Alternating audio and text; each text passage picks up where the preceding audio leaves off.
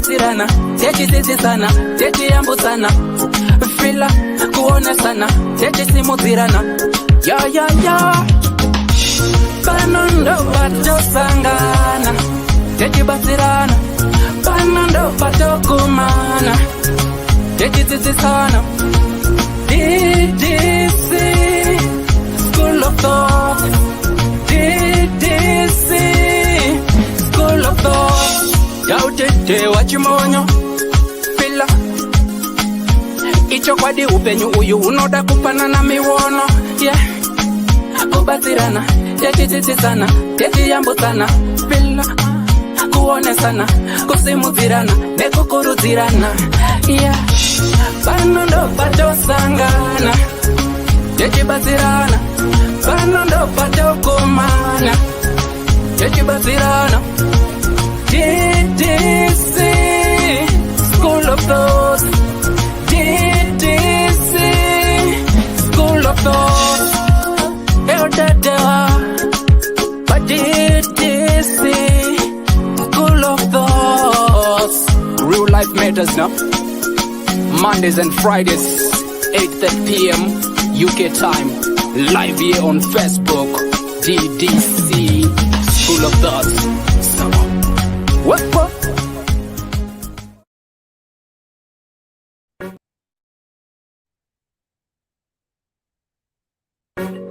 Ddc Currenters. We remain committed to helping our customers stay mobile. Dinomatika paguta, para mukuta, uyakuna. Ddc, fana kuna, Ddc. Tene mafiwa seva, 4x4, family car. Tene mafiwa seva, 4x4, family car. Unotipata apa. +4479618035546 or +263773791 and last one +263771257 your big up daddy T.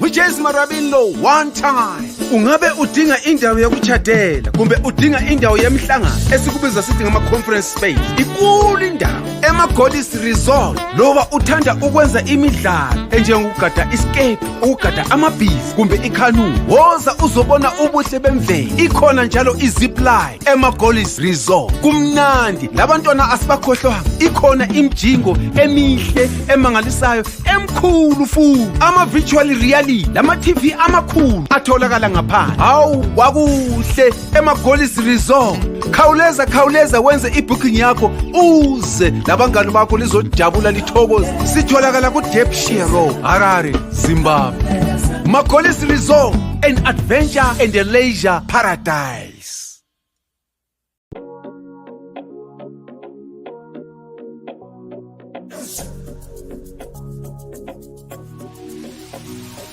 Imagine getting paid to view, like, comment, and share your favorite music from your favorite artist.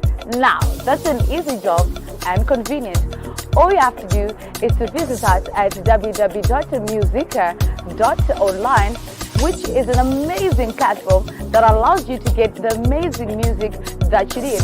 So we're calling upon even the listeners and most likely the artists to upload their music and listeners to get paid for listening to the music. That is convenient, trust me. Hello. Good people. Say. Salibunan Makabezurama Clay, Linjani Bawe too. I hope and trust you guys are doing good wherever you are. Murukuzgona say. Sonia Smith, how are you doing, my dear? Right. Sibongile Khumalo zviri say. Benson Niwatiwa zviri say. Team Kondo Ndepi me Roberts, my dear, how are you doing? I hope you guys are doing good. Ngoma George Murise. Dr. Love. Zviri sei koko kuno Long time no see. You've been hiding, Muribo. Tiripo edu. Tinongodaro. Tomboita kazvo kungonyangarikei tombotichu. Those are three now the Murubu Nyangarika. Otherwise, we see everything Bo. Bo zvose tiri right. Murudo. Anti. Kuri sei koko? No, hakuna kuri bo. Taura mbijana. Kupisa hapo. Okay. Oh boy, that's good.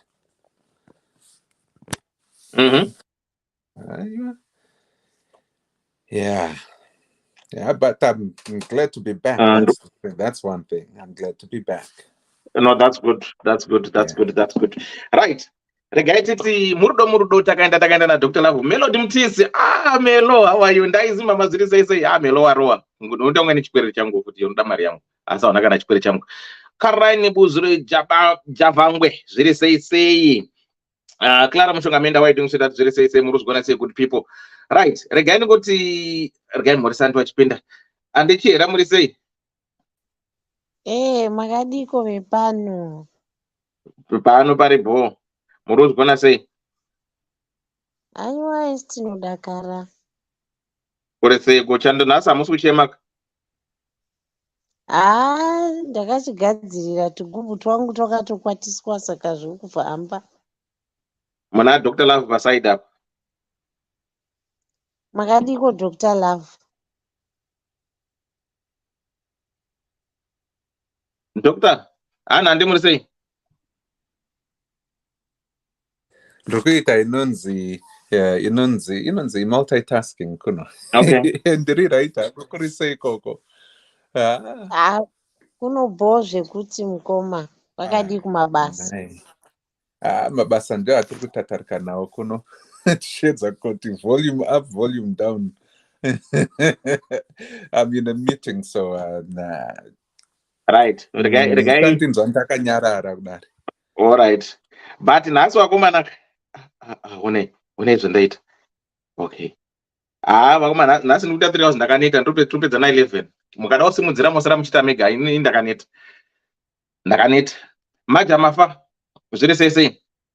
Muri kuzvigona sei. Right. Regai nditi. For those who are just joining us, if it's the first time coming here, please do likewise follow the page, like the page, and share the page. For those who are not Pama stars now and again, please, thank you so much for your stars. Right.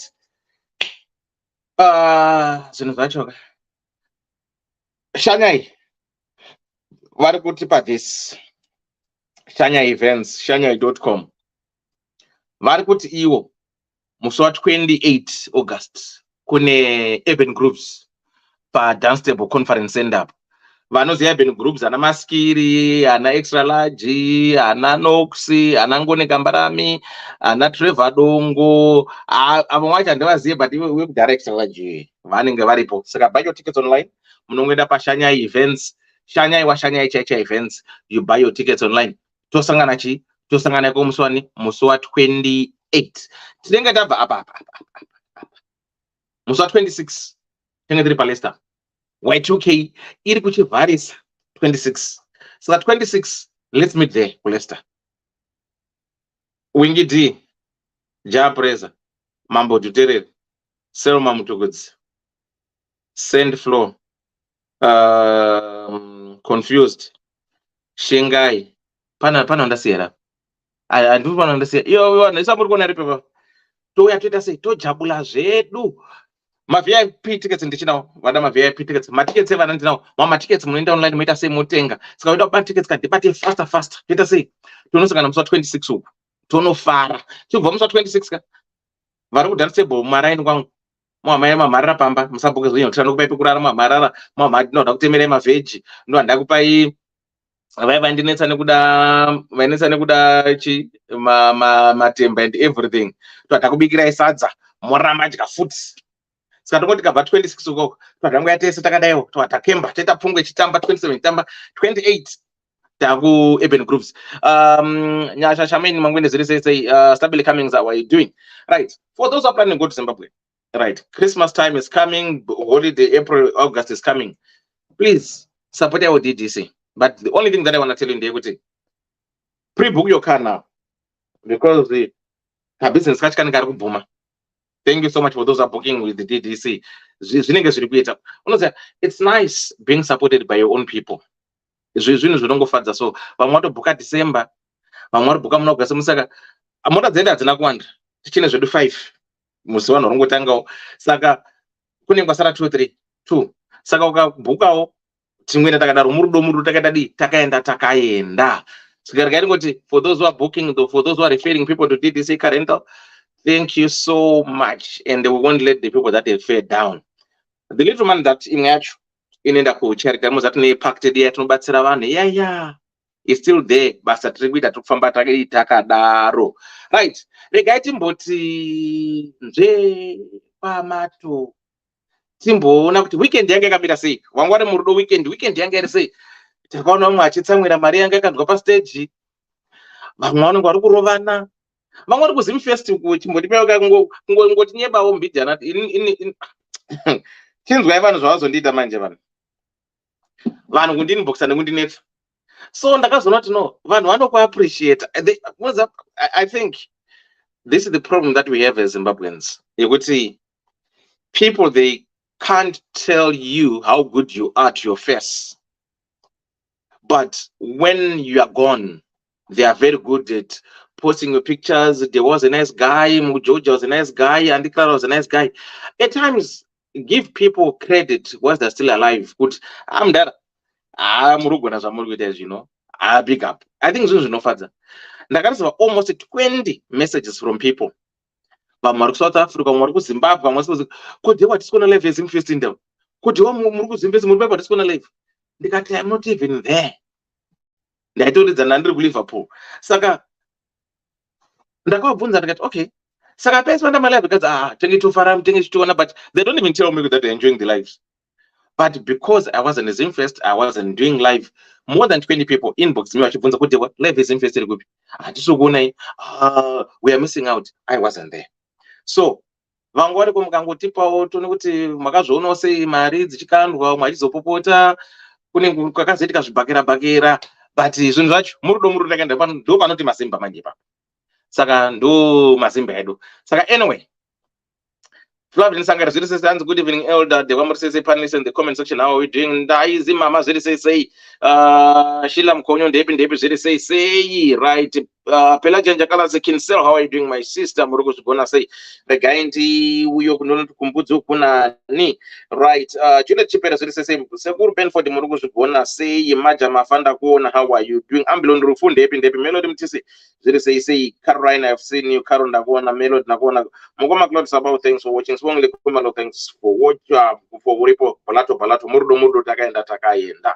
Right, like I said today, I think we're gonna do it a little bit quick. Right. We'll get a very good feedback from people. Friday last was it Monday or whatever. So we are doing what you're doing. Those that didn't know or not. Sarah Kondi, Elder Nasindiri Pano, how are you? Boy, Sarah say right. Regai Tony okay. Okay. Right. Nyadanas Yagamira Kadai. So for those that are just joining us, Ugo Kamangube Kimbari Zuri say Magram Dawan Zuri say you let us down the what Kuona Zaitika. No, I wasn't. Then this was Zimfest. Sorry guys, I didn't go to Zimfest. Can I make one this time than this go? But quite okay. Musa 26. Ndenge ndiri go 28 ku Urban Grooves. But the problem is that you know chandizoenjoy church my bukone nakadai takabata phone muchingoona zvenyu mimi muchinakirwa zvenyu vamwe vacho hamisika na star kana one ndinoita nemi 4 hours from beginning to the end. You sure muchiona zvenyu makamisa muri dzimba kwenyu makagara zvenyu. But anyway, I promise you 26 muneona show then muswa 28 I'll be there. Right. For those who are just joining us, welcome to the show. We're about to start, but today chapter 11 we are going to do 3 hours. Kana mchida continue nyimeka muno continue inda kaneta. Right. Nyadi anasi yakamira yakadai so. Iri kuti chiko. Oh. Dr. Love nandikira taura nombotsvaga nyaya yacho. Ndikuishaya.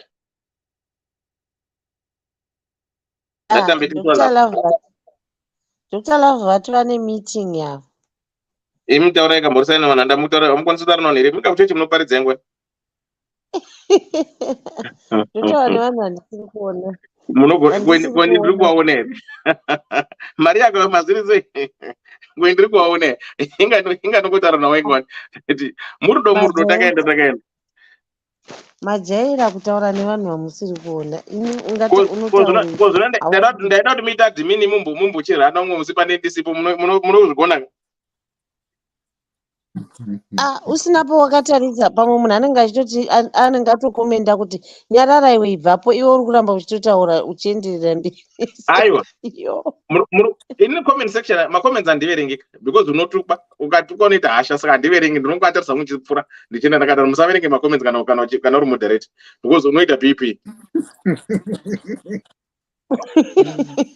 Ndikuti chokwadi Dr. Love wagara panapa uda kuverenga macomments aiwa zvidi no azviti anti mungwana wagara pachienda gara ikai macomments unoita kutoselecta ukada kuverenga eseka unongochitukwa unoita hasha kuti chaurinitukira chii uri papeji pangu azvirunditaudza itaiko peji andimbokutuki saka uri kuda kuchirana wombochema watukwa womboita nguva yekumbochema yekumbosvima misodzi kuti wanditukire. Saka musareke macomments kana makagara muri moderator. Don't read comments. Maria Bell Chicks, how are you? Say Edna Click say. Right. Chino manyona Dr. Love na mukoma kwangu. Na sibu kana muchikwata. Ndo vatinopai vavo. Tinochimanya hedu. Munochimanya don't worry. Asi kana zuva racho norauya kamuzonditaura nekuti ndiri kuda ndiri kuita inonzi sick leave. Alright, but musarenge macomments because munotukwa. Musarenge macomments because munozamwanyira kuti kuti chimucomment imo. Visa munhu yari kuti bhowa mani visa yapana zvatora zviri musoro. Wotarisa munhu wanyari kunyora. Wotarisa kuti pane paamukomendera hapana panakakomenda anokomenda komenda chete haiwa mubvisi yari kubhowa mani uyu hapana zvatora zvine musoro hapana kana achakomenda kana hwani chine musoro ari kuonyera komenda ichitobva obva anyarira obva awanda zvake sei kuda kukonzeresa. Ndizvo asi vanhu havana kwavo vanhu vanonzi handiti zvinezvi vari kutuka musikana uyo anonzi anoko akaita vhidhiyo uyo akarwa nemurume wake uyu masuziva vakadzi vari kuita part munoziva pane pekuti okay this is me, right? This is me, and me being me, I believe in myself and what I know in this effect. I doubt achazoya futi kana kukazi kuna doubt chimonyoka anenge atori junior, but in my DNA this is me, right? Saka at times what people say in general, or when they have their conversations, or when they have their moments, says kunzi varume imbwa vanhu vane marasta imbavha vagezi vane kutsvina. Ini ndine rasta hazvindibati.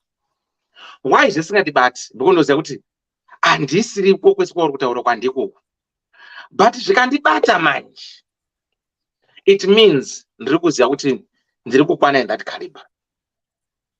Saka I'm not trying to justify whatever people are saying, but I felt, or I feel, Kuti, there are certain skits that you do, right? And when you do them as a first person, right? But you'll be saying it on reflecting on other people, but unoita as if ndiwe who is living that life. So most women, they are celebrating this woman's toxic relationship or the abuse or the beatings because Hans Agati marriage is an achievement. Inini murume wangu hapana nomutora, inini ndatogara bond, azoti zvakati. But in all honest, we're people who are like that. And again, secondly, you get overwhelmed by some things that you might feel or thought kuti a way where you cannot acquire or you cannot accomplish or you cannot have them. Inini ndichikurira kureserva handiti I have to celebrate ndakaipa England because hakuna ambofunga kuti munhu aifamba 4 kilometers 7 kilometers netsoka achirumwa magaro nehuku angatoendawo kuEngland. You know, saka ndiri ndega at times I have to feel kuti ndinenge ndakatodarika kukomana na Dr. Love kuenda kuOriel Boys aya ndakatoakunda nditori kuEngland. Muri kuona? Saka at times I have to brag about it, not in a bad way, but doesn't mean to say kuti ari kureserva wewe ndiri kumutsvinyira panonda hainova na inini zvangu zvinenge zviri correct. Zvafana ndokwanisa kuti hainindopfeka creed perfume, right? Handisi kushaina, but kungoti ndo yandino afford handiti. Saka iwo kana usika afford creed perfume chirega kuti hade wari kuvhaira necreed perfume ye 250 nokurara pasi. Aiwa ndokwanisa kurara pasika but creed ndichipfeka zvangu handimurikona. Saka I think this woman, maybe for her it meant everything, but the problem ndauri manje vari muipwere. And the other thing ndechekuti I always advise people kuti not everyone likes you, not everyone loves you per social media. Social media at times be you as iwewe zvandakaita izvi nandiclara nana Dr. Love nana mukoma gwangu. We speak of ourselves, we don't take our families in. Why? Because we want to protect them. If someone wants to bash me, anongotuka inini chete because haazokwanisa kunanira vanangu because vanangu havazivi havaoni haakwanisa nanani vanandeclara. That's, I think, what you want to do if you want to be on the spotlight on this Facebook or on this social media. Do not tag your people that are so close to you. Ukavaisa, I'm telling you this, kune vakangomirira chete kuti ungoresva chete ka vanodhodza dzinza rese vanorisa. Saka my fellow celebrities, socialites, my advice to you ndeyekuti be you. Kana une magaro shena nemagaro ako chete zvekuda kuzosisa mangwana futi kumba kwete sine magaro vanozokutuka musha wese magaro enyese munotukwa mukaita ngasina kana basa risi. Saka this is what I only want to say. But vakadzi asi naye mukoma Dewa. Yes auntie. Inini hangu mukadzi uyo wamutaura handina kumbenge ndambofollowa nyaya dzake mukati melife yangu. Ndatongozomuona akungomhanya namastreet. Ini kazhinji ndomhanya kuverenga comment section.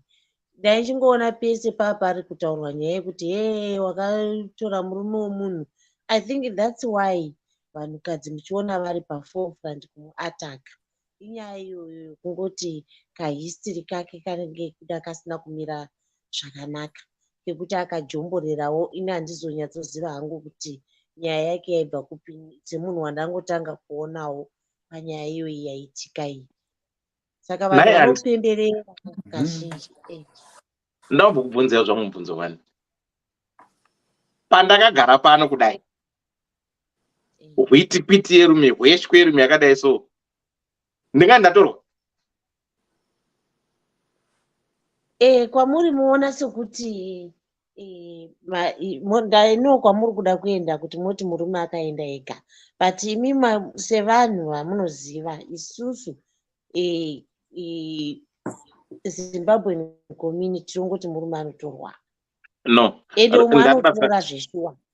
Ndatibatsira nepapanze.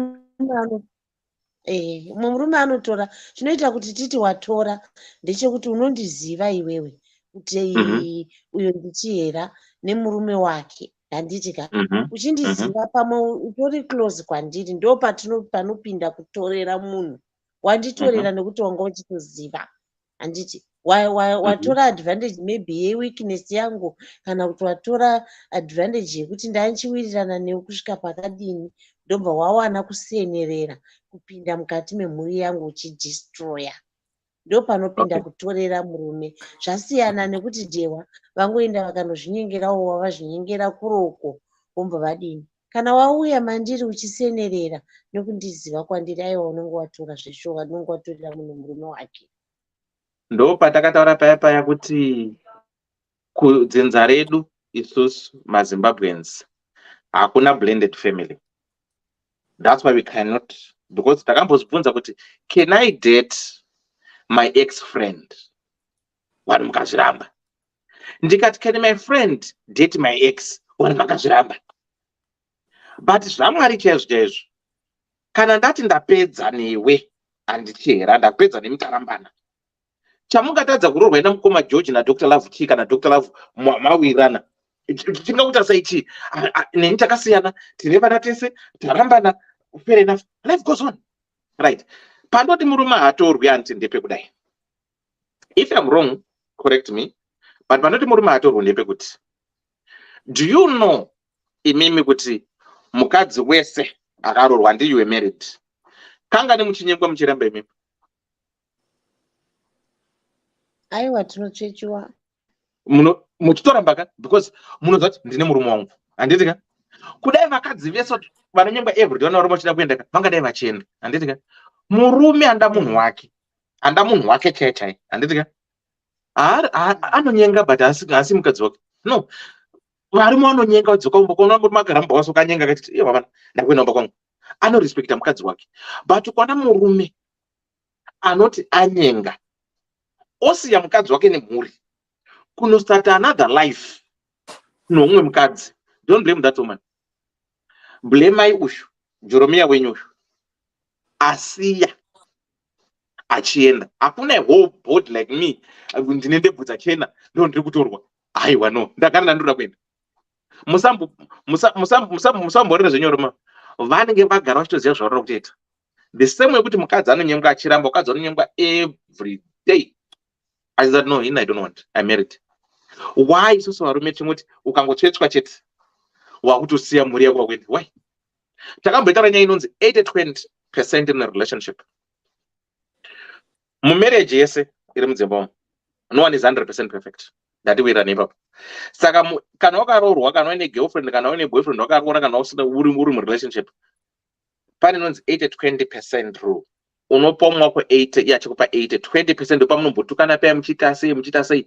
But most men what they do now vanotsvaga 20% kuna marwei, ende marwei anokupa 20% because kwa marwei akubhadhara bill, kwa marwei akuite hakutuki, unosvika ndopo unosvika kumapatapata iswa microwave ka uchipfeka chidziya kumba kwaisi kumicrowave ndo 20% ya ndike vanonyimwa kumba marwei anokuitira seizvo zveizvo. But ukazobatwa manje kana wakurambwa unoluza 80% and you cannot settle for 20%.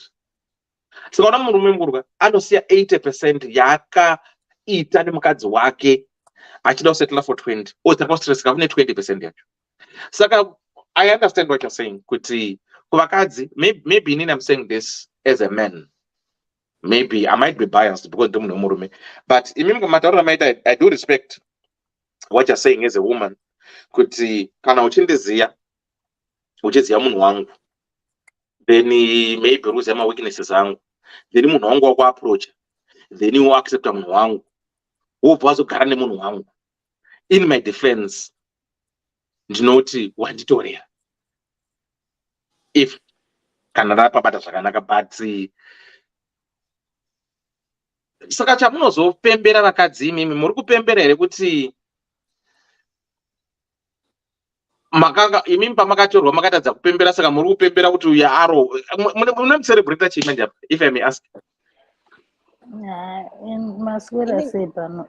Yes, andimangiwa ini ndiri kuona sekuti vanhu chavari kuselebretera maskiti emukadzi uyu mazhinji acho aita as if kakutsvinya kana usina kumuokera kubva kwaakatanga nemaskits.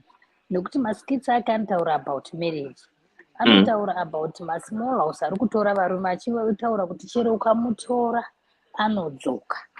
Ini chandatofarira pamashoko amataura mukomadhewa ndechekuti kana tichiita zvesocial media ita wega usainvolve vanhu, because you find out kuti mavhiki apera aya akaposta murume nechimwana neinei achiti baba havatoreki ava, baba vanoroesa ava, baba vanochii, achiti ndagadzisa chiportrait chandaisa mumba zvekuti vachibuda padhoo vanongofunga kuti ndofanira kudzoka.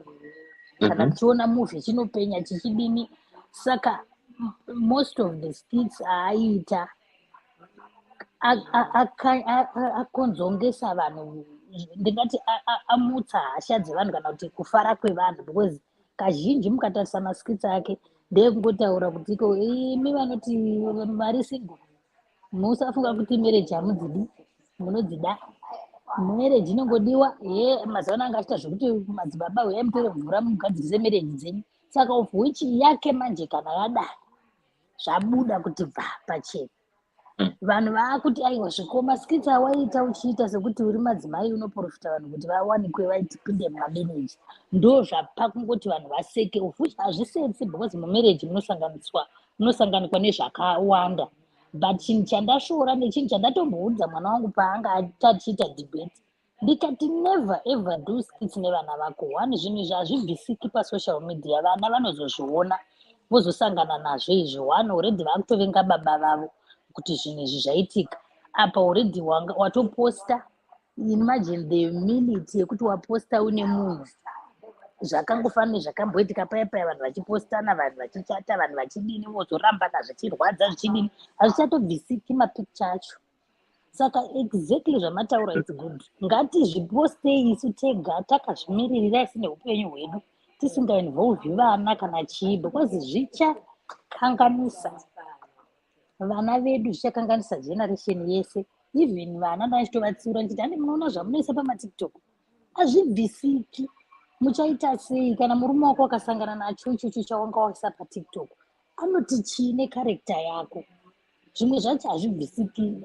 Saka kufara kwevakadzi, vakadzi vagara vanongofarira kuti vanhu nokuti hakuna kamazuva ano hakusi kunakidza kufacebook, nokuti vanoti ainakidza wacho ndiye asipo mazuva ano. Saka vakutsvaga futi kwekubhasha, kungobhashana nekubhashana, chikuru wawana mafollowers, ndo zvavari kungoita vakadzi vava. Nai anti ndimbokubvunza mubvunzo wani ndeyekuti right, ndoda zvotaura naSonia Smith izvi. So these people believe movies and actors is real. Saka tiri kuti here isusu zvaaitaura zvekuti single mother ndakuroorwa handirika tingatanga chinyepa here. Vana vasi kuendera kunana madzibaba mirai, vana vasi kuendera kunana madzibaba kunobhuwa muteuro kuyereswa matombo 3 handirika. Right, so I will say ye content handiti iye right aita content yake ari the first person of the content ye maskits ake handitika. So people, because zvakafanana nekuti stand up comedy yainetwa nana Trevor Noah ana Kevin Hart handiti kuZimbabwe chega I appreciate because atinobvira kura chino stand up comedy handiti yakutanga kuda kutoimbracewa iye zvinezvi handitika. So we as people ngatarisei kuti munhu kana achiita skit handiti content yake ka iri kutaura kuti chii, right? What she was saying akataura in a first hand as if ari kutaura iye handitika. But akachita ashamarika isabo bhana rako mumba mako nemurume wako anenge achidzoka chete handitika.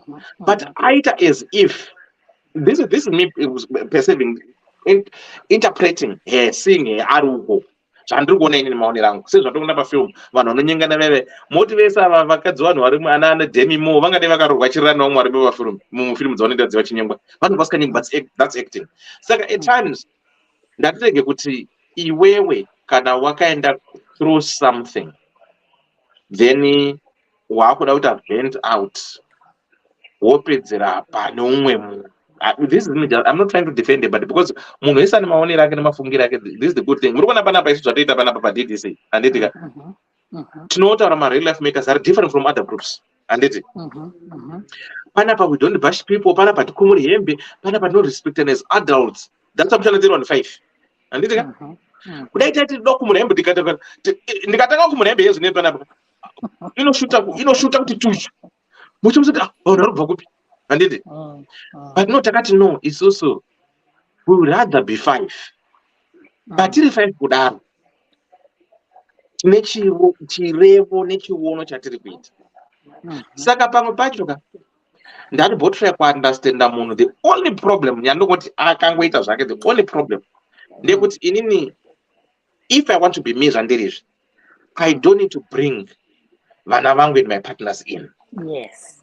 Kana vasiri part and parcel of this havatofaniri kutouya imomo ndavagara uku ndokubasa kwangu handiti kubasa kwako iwo handiendiko. Let's respect each other's space. Ukazodhonza manje vanhu manje ndo vanoita problem. Regai muriso ari kupinda mukoma payo muri sei? Eudadewa andimaziwayo naDr. Love. Dr. Love, it has been a long time, brother. How are you doing? Andy Clara, Hanzu, Ishwa, Juru, Magaita wani kunaye wamajiwayo. Watinopira. Wachera. Makati kwa adzimai. Aiwa ndinosimba. Baba vakwangu. Tinobonga mofuwe. Ko Dr. Love amusikuone? Vakadzoka kuvacation. Ndatanga kuti makadiko brother Dr. Love. He was the first person. Ndanzwa handizopindire vamwe vakumoroswa ndinongonyarara kusvika zvapera. Kuzopindira tinenge tozoshaishazve. Vadzwaka kuti papa kumoroswa adzimai kapa akati aiwa regedzai timbopa mukana. Handiti munoona antimaliwayo, handiti munoona kuti baba vari kundimhorosa zvakasiyana nemamhoroserwo enyu amunoita. Saka ikondendi yemudzimai uyu ini ndinotoida nokuti inokurudzira zvimwe zvinhu zvatisina, chero tisinazvo asi zvinonakidzawo vanozvinakidza. Marriage inonakidza kana if marriage your friend a right partner yakangonaka marriage. Ezvino tinofanira kutsva nezvigubhu zvemvura dzinopisa. Dei tinavo vanhu vanotidyisa. Ungakwira uchiisa chiturita chemvura mumagumbeze. I want to be very honest with you. Hakuna vanhu vese havana kusikirwa marriage handichera. Saka vanoroorwa ngavaroorwe, vasingaroorwi vogarawo vakadaro. Saka isusu vasina ngatichirega kuita bitterness nevanenge vakaropafadzwa naMwari wavo nemarriage dzavo dzakanaka. Isusu kana zvakakundikana isusu kana takakundikana kana kuti tine zvinetso zvakatiwanawo zvakatiwirawo ngatichirega kuti tirwadziwe nevamwe kungoti aratidza marriage yake ndoti ari kundishainira ndoti ari kudini ndoti ari kundidini. Aiwa ari kuita zvinhu zvakanaka ropafadzo yake. Let's embrace it. And isu tisina chamatira kuti kana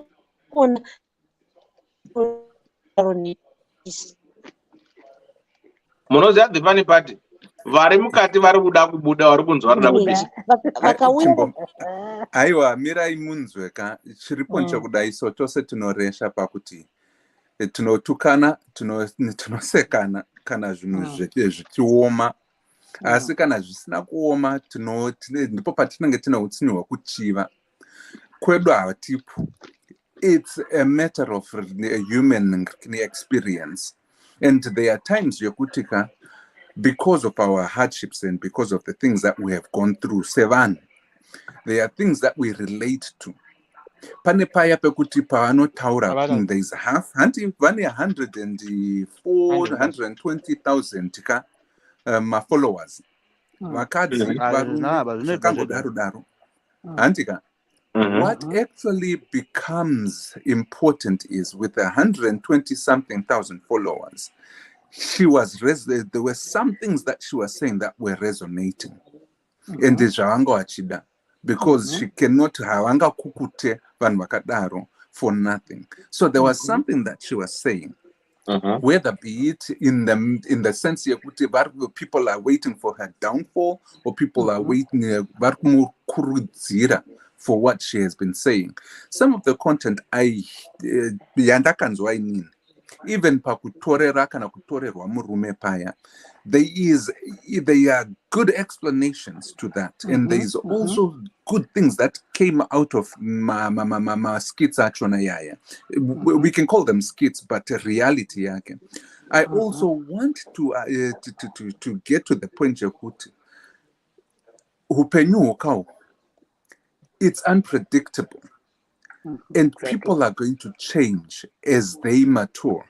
And as people interact and get exposed to so many things, zvekuti takuenda kudhorobha kune malight kose tabva kuruzevha ka, that excitement and that amazement and amusement iyoyo inotivhiringidza, and we have become so open and exposed to so many things that many people are looking at options rather than commitments. And that's where we become so weak. Yakutoti tunotoda kutoti aiwa ndichabata ichi ndobata icho zvozonzi chirega zvakawanda oita one hauchada nokuti wawana mukana wekuita sei wekuti unokwanisa kuti ndakabata ichi neichi.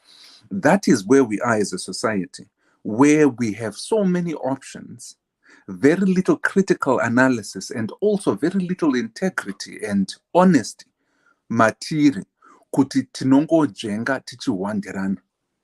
And unfortunately, even my priest and my pastor and my deacon, they've been susceptible to all that. That's one thing. But let's also give ourselves a little bit of grace. Munu arowa. Or it's believed to be she's been abused akarowa nemrume wake. Asi vanhu vakupembera kuti marriage yake yadestroyika. But you don't get it. How many of us now, in the thousands, if not the millions, are living under such conditions, and we still celebrate it, tichiseka, and not wanting to figure out the inonzi chirikurwadza chirikukonzeresa ichocho. And for me, I know I might live in a fairy book, but I still have this idea, an ideal yakuti. Even if you see someone making that mistake, usiriwe. Muona kuti munhu ashaisha kana kuti upenyu hwake hauchisa fambe mushe. You learn from it. And most of us that are single, and most of us that are in bad marriages, and most of us who are in toxic relationships, we do so without even wanting to open our eyes and to think for ourselves. Because zvatirimuka, turikuchka, and what we are fearing is fear yakuti kana zvakazo exposwa. Ipo panapa, ari social media yoyi, she's been exposed. Kunevaya, when I went through my own divorce, and I will tell you this for a fact, I had 4 friends of mine that were very close, that I would tell everything about my relationship. When we decided, this is not working anymore, and the circumstances and also the steps that got to inini ndichiti aiwa ndakusaina pachipepa ichi kuti ndiite divorce, there was a day or two yandakaona kuti I myself let me down. I let me down because I never thought in my whole life kuti pandicha rora ndicha divorce. That was never in my books. and ndakanyara kuti vachazondita sei, vachazonditi chii vanhu 4 of my good friends who I was accountable for. Kunyara ikoko ndiko kwakazonditisa inini kuti ndiende through my divorce on my own for the first 3 months, struggling. Murukunzwisisa. And a lot of us tend to have that reflective mentality yekuti tunotya zvichazotaura nevamwe, tinonyara zvichanzonzi chii. Handi pane rumbo rwakaimbwa paipa yakuti ndiJames Chimombere yakuti kana takasaonekwa tiri vaviri vachazoti chii, ndichazoti chii, ndichavataurira chii. That is the crux, the pity yachona ipapo, the center of why some of us are living in toxic relationships and also living in bad marriages without correcting ourselves and actually making ourselves better by learning from our mistakes. And when we get to that point, even the singles, why we have been still single for most of us, very single, is that we are not wanting to do the work on our own, within ourselves, first and foremost. Saka masiziva, whether or not she is embarrassed herself, kutukwa nokuseka kwa arukitwaka, I don't believe kuti it's warranted and it is needed. At this point, nyangu akati, mimi amtore murume wangu, azotorwaka. Mshonga dzavakaisa dzose dzekuti zvinhu zvigadzirike kwawo hazvina kushanda. What do we learn from that? Hatidi kutseka. We need to actually sit and think about what it all means. And for most of us here, we know the answers. You can never prescribe and also write a perfect life. You will have these ups and downs. Ari 30 years old. Wait and see how she will get out of this one. I believe she's a strong woman, and I believe she will get where she needs to go. Kune vanumuchiva varikumseka. Indakaudzwa namai vangu kuti seka urema wafa. If you do that, you respect people and their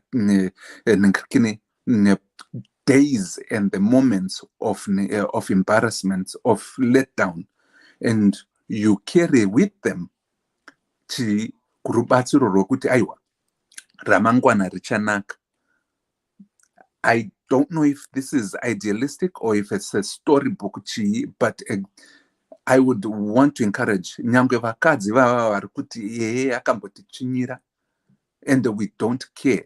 I hope kuti they will come to their senses and give a word, not even just a message kuti things will be okay. We are with you, because this is a domestic issue, something that should be private and also public in terms of how we are we are conscious about it. And let's try and be better people. And at the end of the day, kana zvauya kwamuri neupenyu hwenyu, would you want people to be laughing at you? Would you want to be laughed at?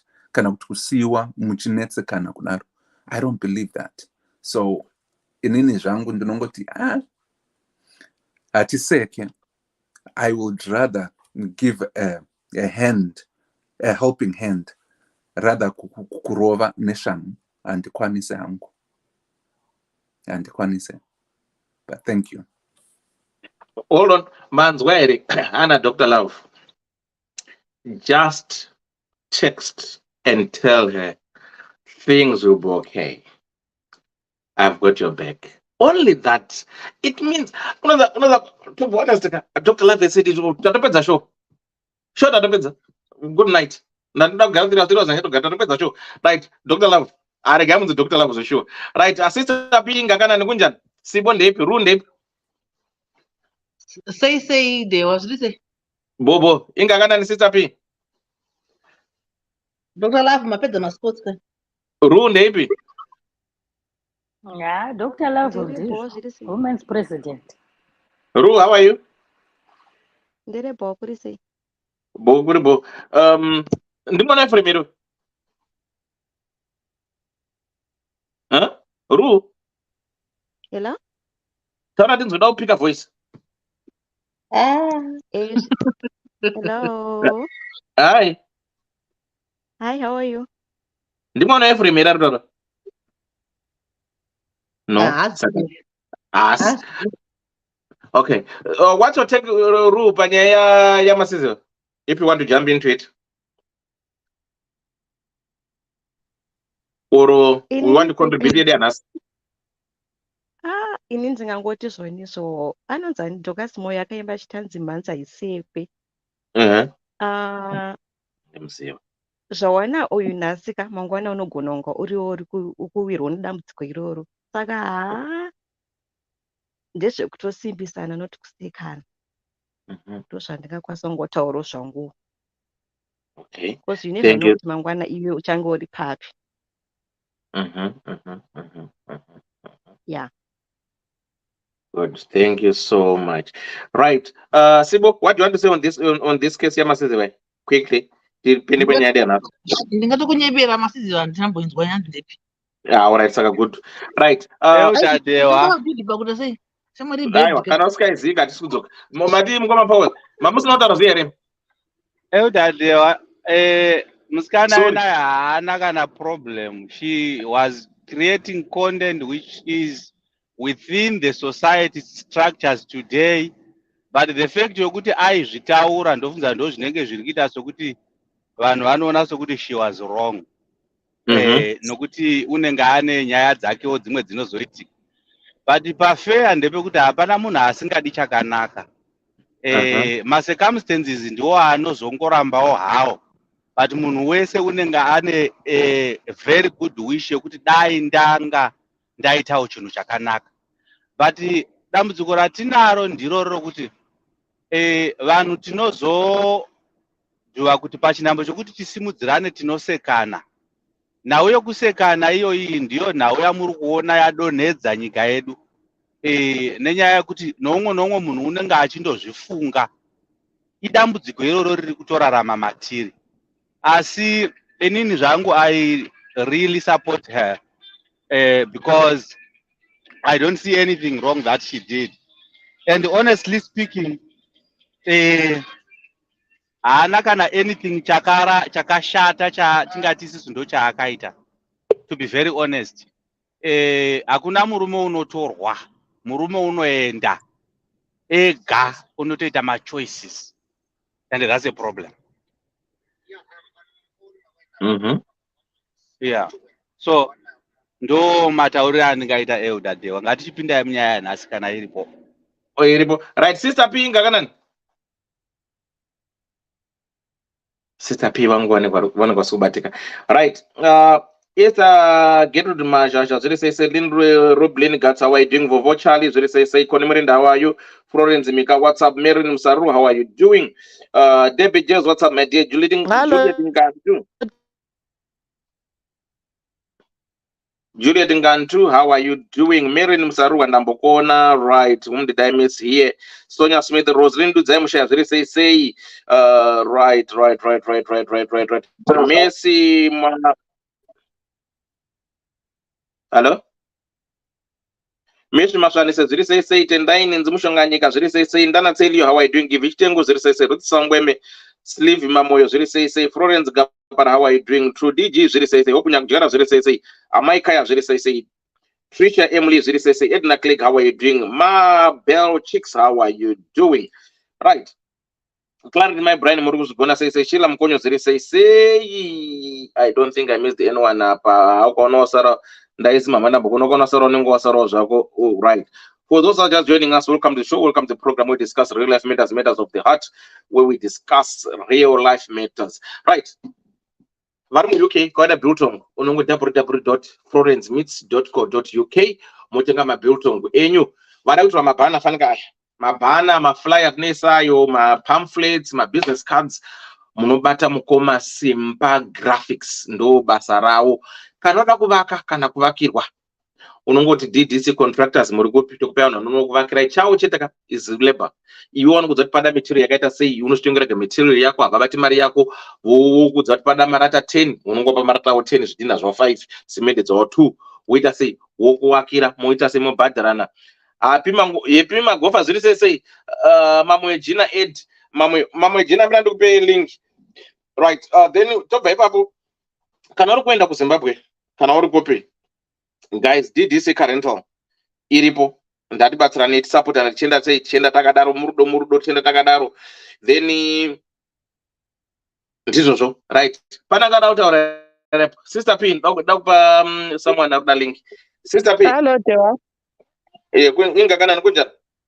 Hayi nkalakatha ngiright Dewa unjani? Uthi ngenqaya sisile lokuze niyamasize. Dewa, like what nice. Like what Dr. Lava got in when Dr. Lava was talking. You know what sometimes tinagita sindebeleni bathi nxiba le ndoda lihlebo. In Shona. It means ukuthi someone's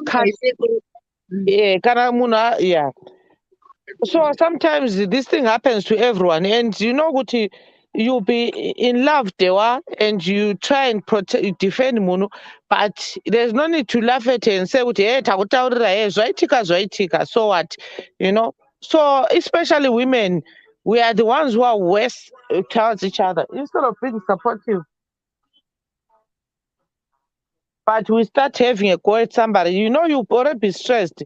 So let's learn Mazimba to be supportive regardless of what, yeah, we told you or what, but let us learn to be kind, have compassion. That's all I can say.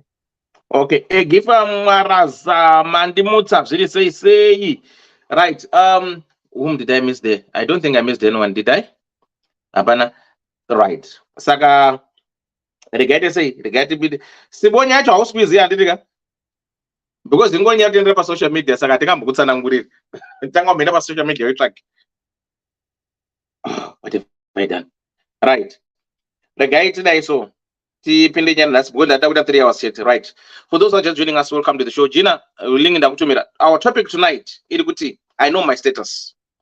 Hello, Elder and DDC, and I hope I find you all well. Please keep me anonymous. Elder, thanks for the platform, and we are learning a lot. Elder, the reason why I am here is because last time I told about if you find or see a woman with condoms, what will you do? So let me start by saying I'm a woman age 31, single and the mother of one. So Elder, I'm dating this guy age 43, single with 3 kids, but we are in our early stages.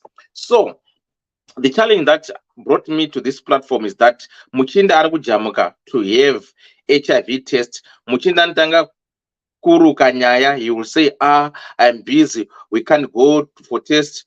Why can't you trust me? Kuti clean. Elder, this now the second week.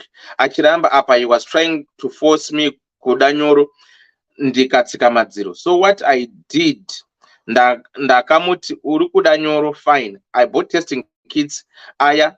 Let's test. I bought some testing kits aya. Let's test akajamuka hanzi. There's no need.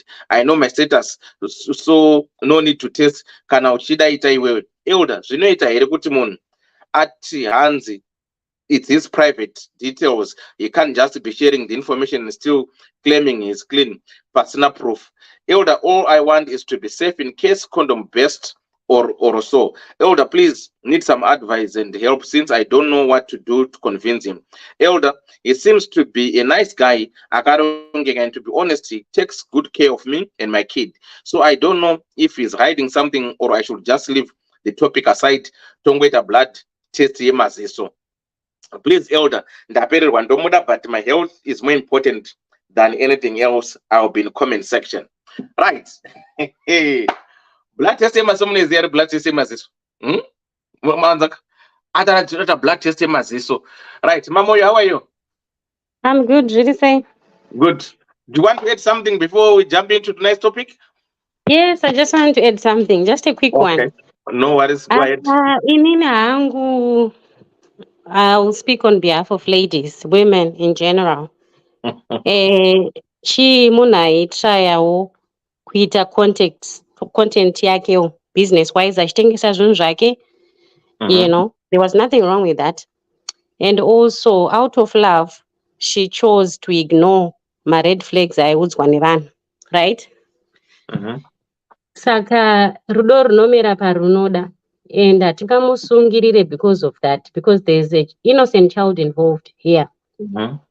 But my main problem and issue is, why is it isusu society or tinonenerera our relative? Can't we see kuti murume uyu is a problem? At his age, he's been hopping from one woman to the other.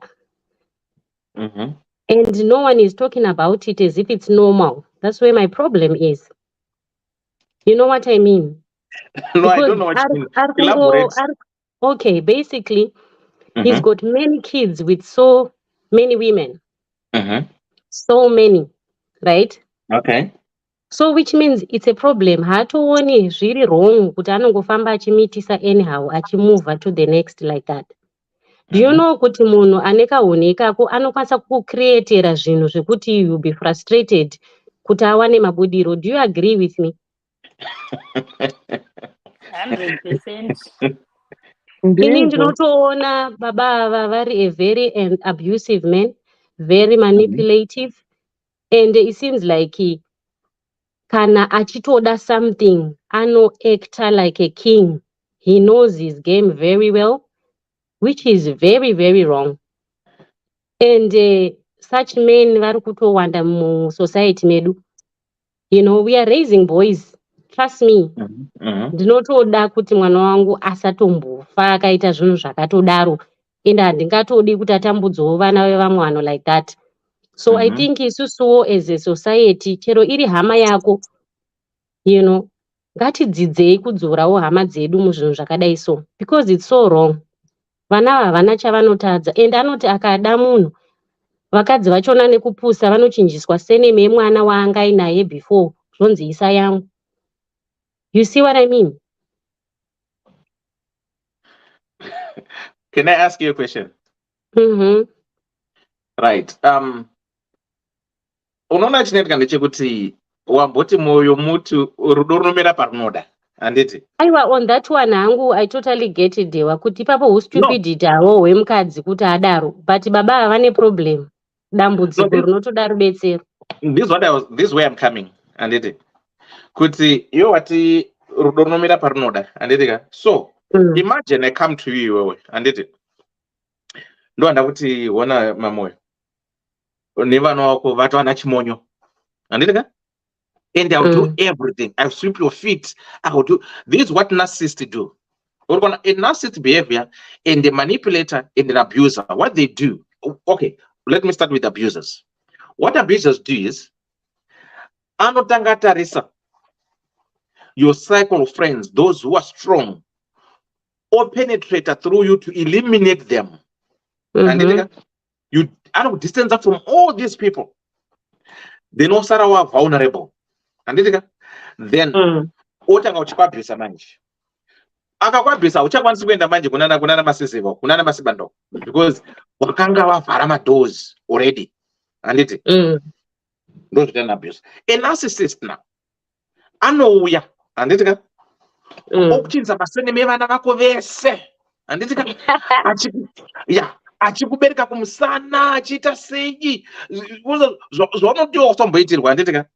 Aiwa, but zvekuchinja hazvo izvo ratongodzunguwo zvaro. Carry on. Aiwa, mira, rudoka. Because unofa kuti iwe ndikakuti zveshuwa iwe ndiri kuchinjirana kumasene ndiri kuendesa boarding school ndiri kuita zvese aiwa hausanyiva. Let's be honest, rudoka. Aiwa, zvinodependa. I think like you said kuti anenge akatotargeta munhu ari vulnerable. Handiti ukaenda kune munhu anozvimiririra, anozvichengetera, anozviendesera kwese kwamuri kutaura kuti hakuna munhu anoaccepta that nonsense. Right. Saka this is where I wanted to come. Pamwe chanzi boy child wedu ndatimufundise. Handitika? Kuti ndarege kuti apaita. Right. Kuti uone that opportunity yekuti apa waita because access iripo. Ukaenda pama cash machines uchisa card rako iwewe. Risina mari. Cash machine haibudi. But ukangoenda cash machine kupa marika unoregerei. Anditika, one thing, let's try kuti imi vakadzi sungai makumbo. Anditika, itaiwo background check yemunhu wenyu kuti okay, there was wine 57 years ava vambofamba nzira dzakaita sei, uri kunzwa? Wega ask my friends, munogarika naye here? Akamenshena one kuti akaignore ake ma-red flags because akatoyanikwa ma-red flags hobo, but also baba havane problem zviri patrue kuti isusu wangori boy child pane bambe kuti boy child wacho as much as achida kuzvibata, but as long as access kana iripo muchingondibvumidza chete imimi to do what you want to do, then hazviperi. And I'm happy kuti kana uri mukadzi anoziya, ini I've got a girl child, handidika, I try by all means kuti ndikaenda out nendomba card tenga, handiti vanhu ndatifundise vana vedu to be independent, ndatifundisa vana kuti varege kuvhunduka kudya nandosi, uri kunzwa? Vana ndarege vakadzi musavhunduke nandosi, chingoziva kuti unozviendesa. Unoziva kuti I've got a friend of mine akaenda nemusikana out, ndakambozvitwa futi akaenda nemusikana out an expensive hotel, musikana akaenda expensive hotel, akuda kudya chikafu kanzi do you have money to pay? Zvikanzi I don't have, you are going to pay. Zvikanzi iwe unokwanisa kuibhadhara mada kudya chikafu ichi. Pamwe pacho ita zvinhu zvaunokwanisa uri mukadzi kuti ndikadzibhadhara bill iro, will I be able to foot the bill? But most women vane ka dependency syndrome kekuti because they were asked me out, they were to do everything. So if you gather everything to you now, I will take ownership of you, I will start to control you. So being independent, like what you're saying, no, they were yes, no problem. What about Sakadra? What about Sadan Black Hero? Black Hero, Negosi. We're going to face the master card. They go black water. Don't I want to get up? No, Munanga Karongik. I have to. Manjim Nania could date. I'm not gonna clutch big. Chakabata Kambuts take a phone. I'm not gonna. Wait, Kondika do money motica. Unaenda sasa kumbe kwetu. Hana kana mali text kuzosirana. Hana kana mabreza because atuko akaza unobesa barama brown. Hana kana bra. Nipo yakatinda kuti twi. Hana kana pants. Akabata phone chete. Usikana mbuza kuti kuiwe. If I tikangopesana kumabhuku acho unodzokeresa kumabhuku. You can't. Vakadzi fundai kufamba wakabata kamari kako. Fundai to offer kungoti dewa ndoda kubhadhara kaunoti mamoyo ndiri kutora tokuenda kuBirmingham. Funda kuti atewa mina ndi kusire 20 pounds fuel. Azvina kana umboshata notaiwa bebhi regera. Saka funda iwo wakadzi futi. Yasi mosho yawo. No problem. I want to Mwana pikisana na mamoyo pikisana na yani point. I want no ha. Pikisa. Yeah. Mukadzi biye wenyu mpikise itinzwe. Tina kupikisa zvakarongeka. Zvataura diwa. Zvakarongeka chaizvo. Asi pamari apo mukomadhewa dambudziko nderekuti varume vacho muri kutiza futi kune vane mari muchienda kune vasina mari vamunoda kubhadharira zvese nekuti munoti vane mari havakurespecti. Saka munodei chaizvo chamunoda chaiko chaiko chii? Tikakuti dhewa ndakubhadhara hotel, imimi chibhadharaiwo flight tiri kuenda kuDubai, imimi mobva mabhoyi kana kuti handizokurespecti, maakuenda kune wamunobhadharira kubva kuhotel nekuzvese, maakurohwa futi ikoko, maakudzoka futi bheki kuti ngatichifambai nemari yenyu. Saka modei chaizvo toita sei nemi vanhurumeni? Vanhu vacho mukadzi ndimunotivhiringa. Mavhiringa mwezi akaita sei? Unondiramba uchiti ndachita. Handitika? Uri mukadzi wangu. Iwo itwa. Dehwa machita ndawandiramba. Next thing wa girlfriend yengu munhu akarora. Murume munhu. Saka munongotivhiringa. Mukaita mari yacho munoita kunga mamera maturuzinga. Mukashaya mari yacho muri zvikwekwe become too dependent. Saka munhu chingozviziya so be sweet and nice. Zvataona pamwezi ka. Kungo offer zvisina hasha. Usazondikonore mari yacho. Vakadzi munozokonora maende zvomunetsaka. Iwewe. Ndo zvatisikati manje izvozvo. Dambudziko vakadzi kana matitiite mari yedu tobva tachiita yakawanda kukudarikai, maakutitya futi, maakutizeza hamuchati approach futi nekuti mabhegi acho akurisa kudarika yenyu. Saka munodei? Imi amaitai musheni. Hamusi kuapproachwa here. Ndingodana naye chete. Kana ndiri muFerrari ndinoapproachwa nani ndiri muFerrari? Ferrari inopinda mapoint chiwadewa. Kana ndine Ferrari anotangika here? Mambo nditanga, hamuna kunditanga. Ferrari inopinda mabhurangeti. Inopakwa paZemu road, inopakwa muroad mugarage. Saka mabhurangeti acho zvaangori pese pese wani isi tichida relationship yekugadzana. Ane mari antu ane mari haaite akuda kunditonga pano nemari haika Naye mamoyo. Iyo mamoyo. Achipereka ndadoni. Adoni. Vakadzi munonetsa zve. Regai dzoko topic yedu yanhasi because ndanda kuita 2 hours yet 3 hours yanhasi. Right. Hanzi chiko. Hanzi Ferrari. Hanzi vakadzi vane mari are controlling. Akusunye beko kurozrini. Avane mari vanokontrola mai weka. Bwana mukadzi ane mari. Mai Do you know that Mari is actually the biggest reason why people get divorced? Okay. Followed by Facebook reconnections and other social media reconnections with past flames or people who knew people from way back when. Just I'm curious to know.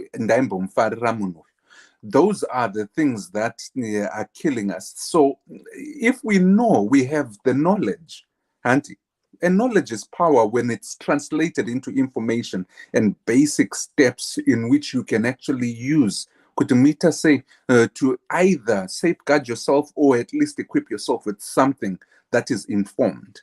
So if you know Kutimari is the number one issue, how do you then can interact and bridge that gap between iwewe nemunhu wako where there is imbalance yemari? If you can get to the equation yekuti whether or not one ane mari yakawanda kukura yeumwe, hapana vanhu vachava nemari equal. And there are times yekuti mukadzi achawana mari yakawanda kukura murume, and within that same relationship murume wozowanawo kurira mukadzi. The only thing and difference between that situation is anengane mari yachona, and the attitude and the way they treat money in respect and relationship in relation to the person they are in building a life with. If you are going koshesa mari beyond the relationship, you don't have a relationship. Vanoda kuti I would want a man ane marika beyond that. Murikuzvinyepera kuti murikupinda murudo. Niyo chokwadi iyoyo. Kana ari mukadzi kana ari murume, whichever sex it is. Kana mchipinda nekuda kwemarika, you are literally murima hure, and you have to coin yourself hure nekuti urikuda kutobhadharo, or you want to benefit out of someone's hard work. When you are only there for whatever inconvenience you are going to give them. And that to me is just a travesty. And so you talk about money when you are talking in its proper context, what it can do for you. And money is supposed to be a vehicle in which you can actually fulfill some of the needs and wants that you are going to have as a person, including philanthropic reasons most of us don't even think of. But chatinongoda imari yokuti ndidye inini zvandichadya zvitaenda mutoilet, but ndiyo number one yangu iyoyo.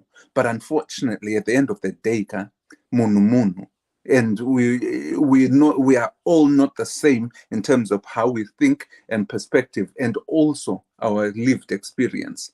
Saka I won't blame varume kana vakadzi varikuenda for mari, but no, zivai kuti when you do that and you put money as the most important thing within that relationship, as to who is going to rule because of the money, you have already started a relationship that's failed.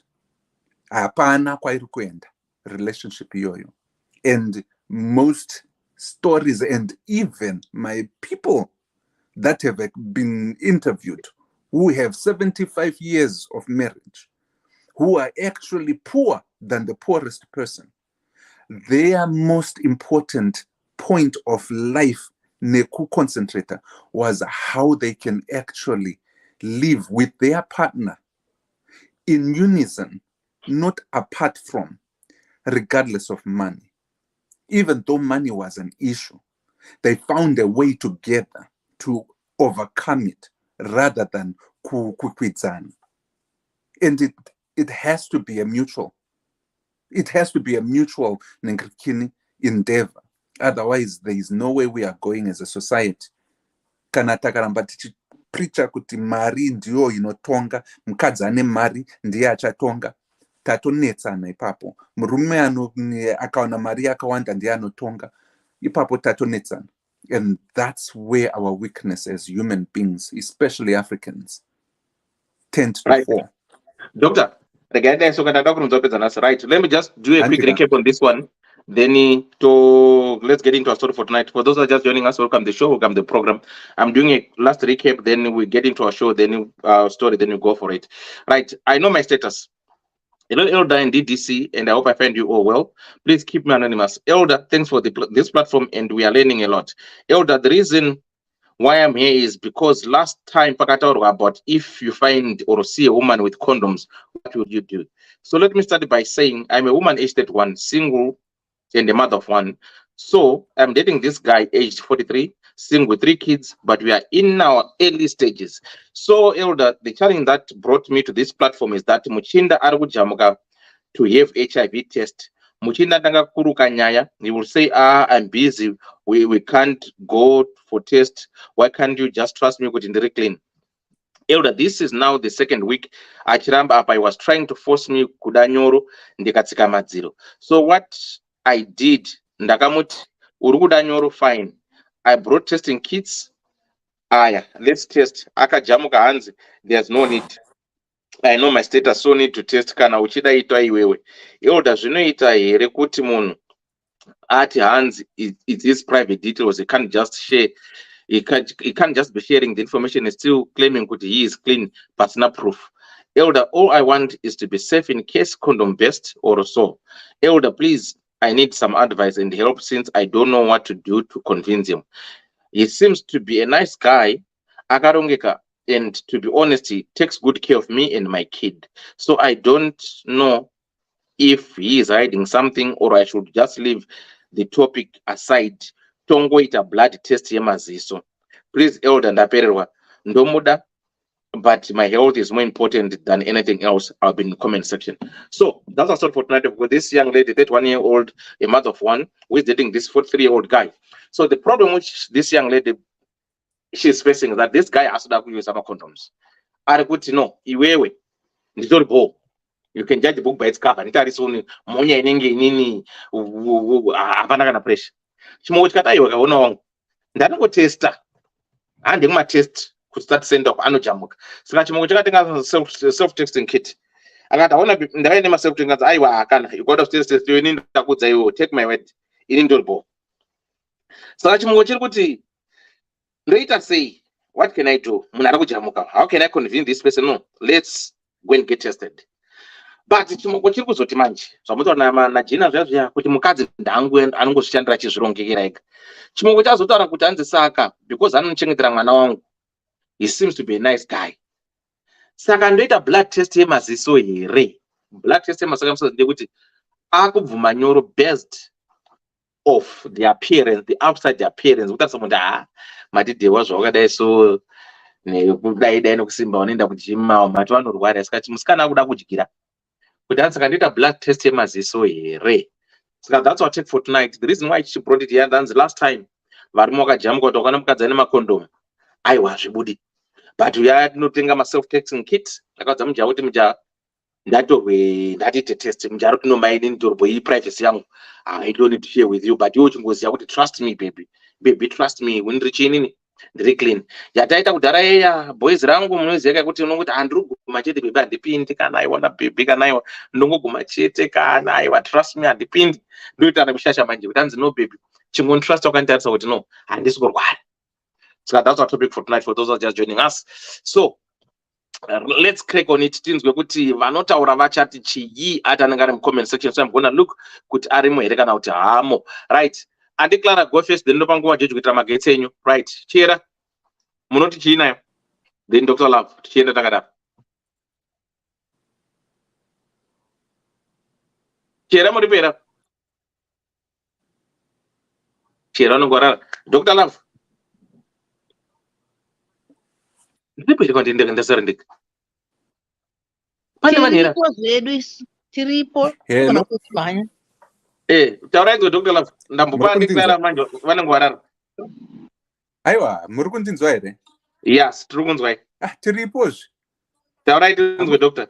Hamusi kundinzwa? Tiri kunzwai, taurai tinzwe. Okay. Yeah, you know, she's very wise to the fact kuti asati aisa abvumidza nyoro. Very wise. Ane mwana, first of all, and that child I'm sure is very young and needs a mother. For whatever reason, she is doubting herself, but I would encourage her to keep steady with what she's been doing. And munonzwa tichitaura pano kuti upenyu hwako first, hwemwana wawakazvara wauri kurera is second. The reason why I say kuti mwana is second is because tinongonzwa nyangwe tiri tichiflya vanombururuka. They say when there is an emergency, kana ma-oxygen masks adona, you want to be the first to safeguard yourself, make sure that you are already right. That way you have the opportunity to save mwana wako, the next person who is on your side, kana one mwana. And there is wisdom in that. You cannot be unhealthy and be able to take care of your child. You will actually give your child a burden of taking care of you. Achiri muduku kana ukarwara. Why I am actually jumping over kurwara ukauku is because it is probably, I would give it 90% chance yakuti kana azoita nyoro newe, you will discover kuti you will contract a disease, STI chi ari kuhwandisa chi munhu anenge akarongeka, munhu anenge akatendeka achiti I know kuti I am clean. Pachi clean pai, evidence is apparently easy to get, unema kits achona yayo. But I would actually encourage you kuti makiti yaya yakaya, sometimes they are not 100% proof. Go encourage him to go kunoitwa ma blood test chayo, and then wait for those results. Panenge pane chinenge chautsinganzwisise out of those results, whatever it is, nema explanations akeka won't be enough. Zvinenge zviri muma blood test. So please don't even allow him kuti apinde yeke yakadaro. He is signing or itching to sign your death warrant. And sometimes tunoti kana wabata chirwere mazuva ano unongorarama wakadaro. That's true. And I don't want to put that as a burden. But just imagine, if you can avoid it, and if you can live your life, status yako iri yoyo, usina zvekuzoti unofunga kuti unowana mapiritsi nenguva uchidii, not too restricted. And I'm not demeaning, neither am I talking bad about pachirongwa ichocho, because that is life-giving. But kana ukaona usiri in that situation, try and avoid it as best as you can, because the burden will lie on the kid. When you need their help, and they have to grow up faster than you would rather want them to be. That's the first thing. Saka zisunungure, don't feel guilty about it. Ipapo tinoti ramba wakasunga, and ramba wakasunga kana akarambaka, give him another 2 weeks. Akarambaka, give him an ultimatum. This is a place, it's still a new relationship. There's nothing in depth or deep jawana naye, that you can say, you can write about at this point. So give him another 2 weeks. Wakazvisunga kudaro. Antika. And then an ultimatum, put in no. If you don't go kumatest neni, nasi, iwe neni, pana. Akarongeka wachina yeye, waunoti akarongeka. Arikunyarei, arikutyei, kuti akutaridze chokwadi chake. Kana akarongeka kudaro. Haana kutomborongeka. Zvemari kaizvi zvinouya zvichienda. Upenyu hwako hapana mari ichakwana inokupa upenyu hwakakwana zvahunahwo uhwohwo, the way you are now. So nyangwe akasekerera mwana wako zvakadii, akatamba nemwana wako zvakadii, akanyatsokuenderana naye mwana wako zvakadii, akakubhadharira chii nechii.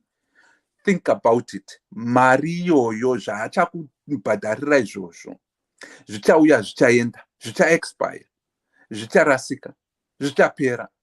Asi upenyu hwako iweweka unenge wahurasa kana ukazoenda neuku kweyeke yeke, wakazoona wakasangana nezvimwe zvawanga usingafungiri.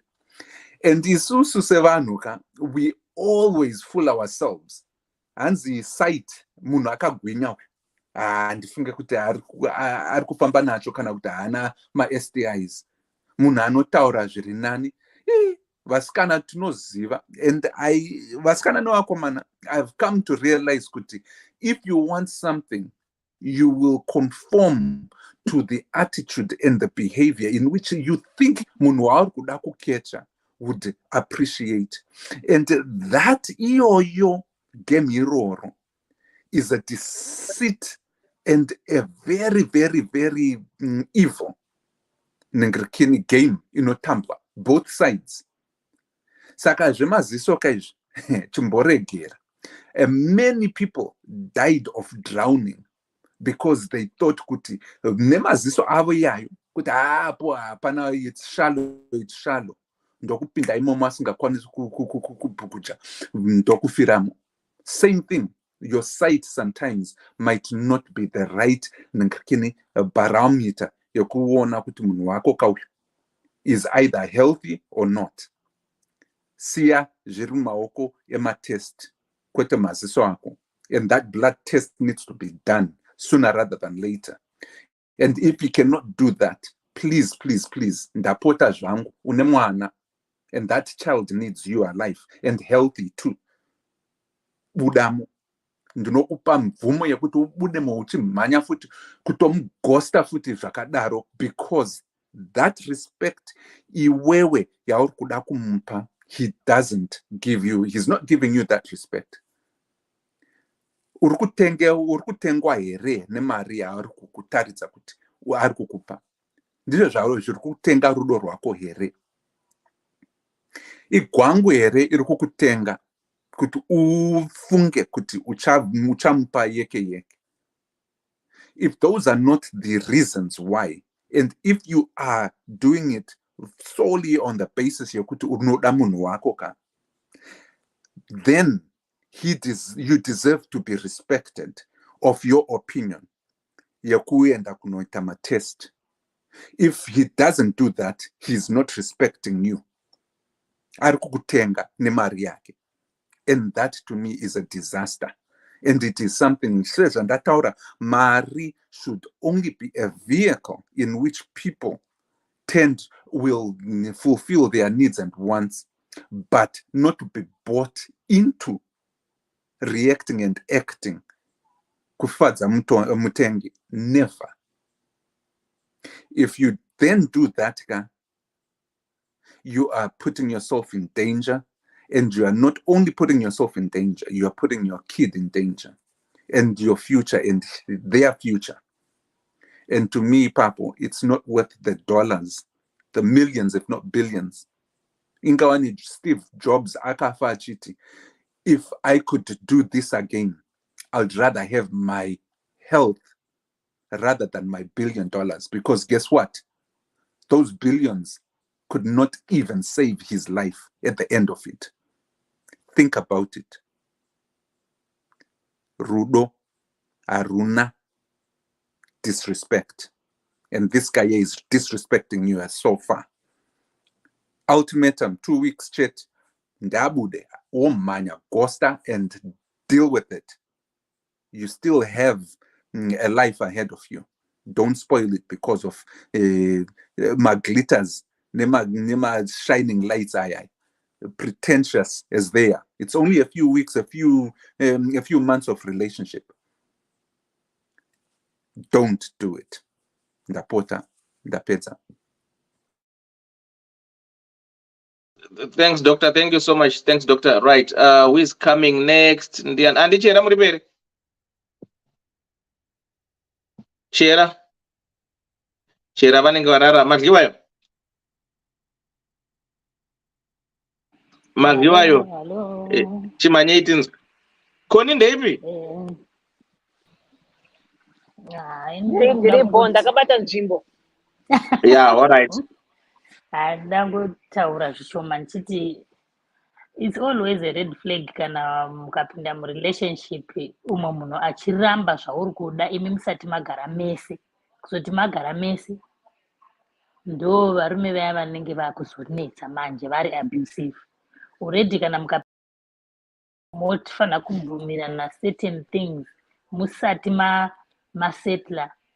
Ende mukore uno watiri this day and age munhu tanga wazvichengetedza iwe pachako. Wenda unacho zvitori nani utofunga kuti ini zvanditori positive kudai. Sirika nditsvage partner yangu iri positive. Togara tese tinyatsoziva kuti tiri kufara, tinyatsoziva kuti vanhu vari positive vanogara sei vari vese. Pane rimwe group randakaona richitovhurwa nevamwe vachitovhurwa kuti magroup evanhu vari positive vetori uyai love is out there.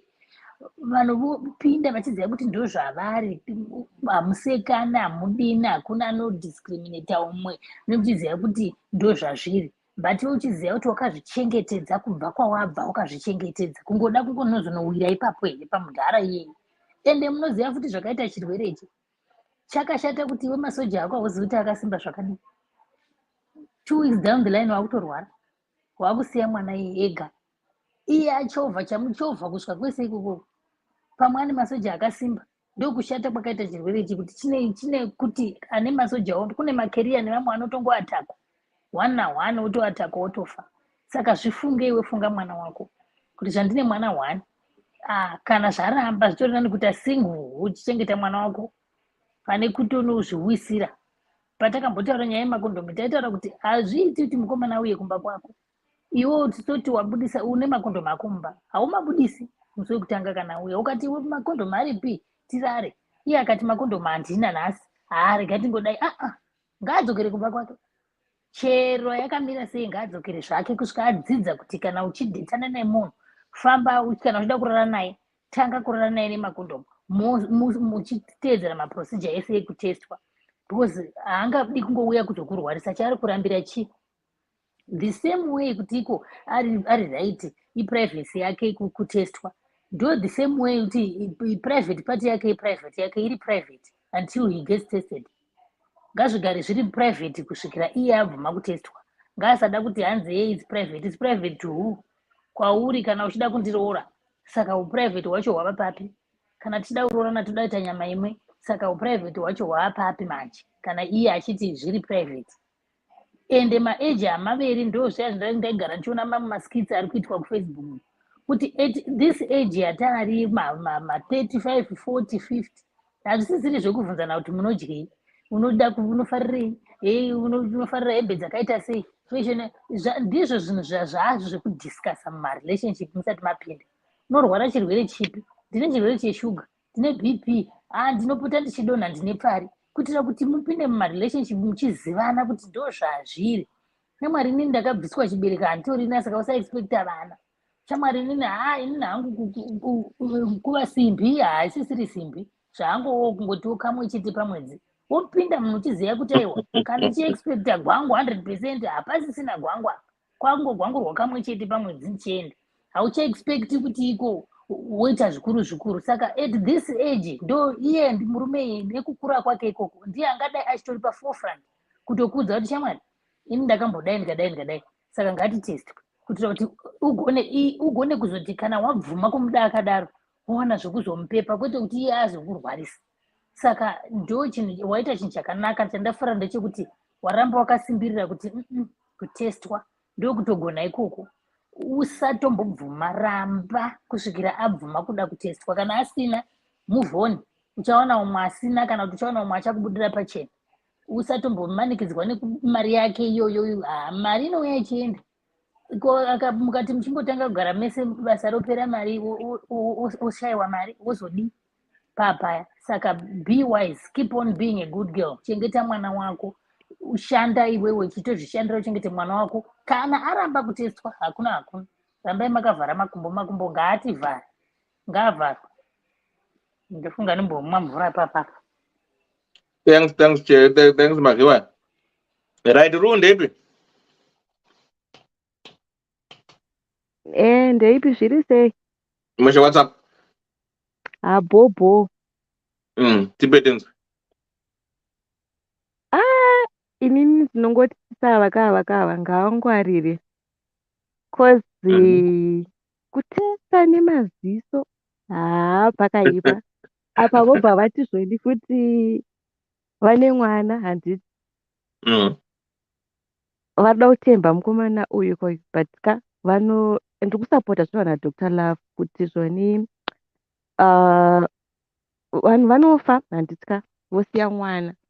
Yeti vari kutanzi munhu uyu ndiye ari kutisapota and wati but ukafa hapana pachabatikira kubatsira mwana uyu. Zvinotongoperera ipapo paunotongovigwa zvatopera. Saka sisa vakava ngavatize neupenyu hwavo. Pakaipa kutesta nemaziso.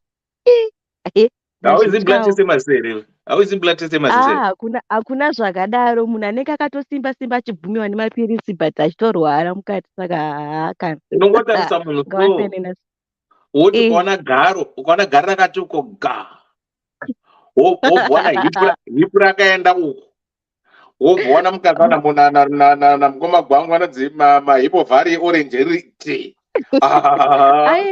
wivhi yakasvika uko Brazilian aita mushewe azvibude mapiuzi anenge achimubvuma ubva watotanga utodyerota apa pakanunira iweka unonyura iri bho. Thank you so much. Hanzi usade blood test mas hanzi unonyura. Right. Simbo ndi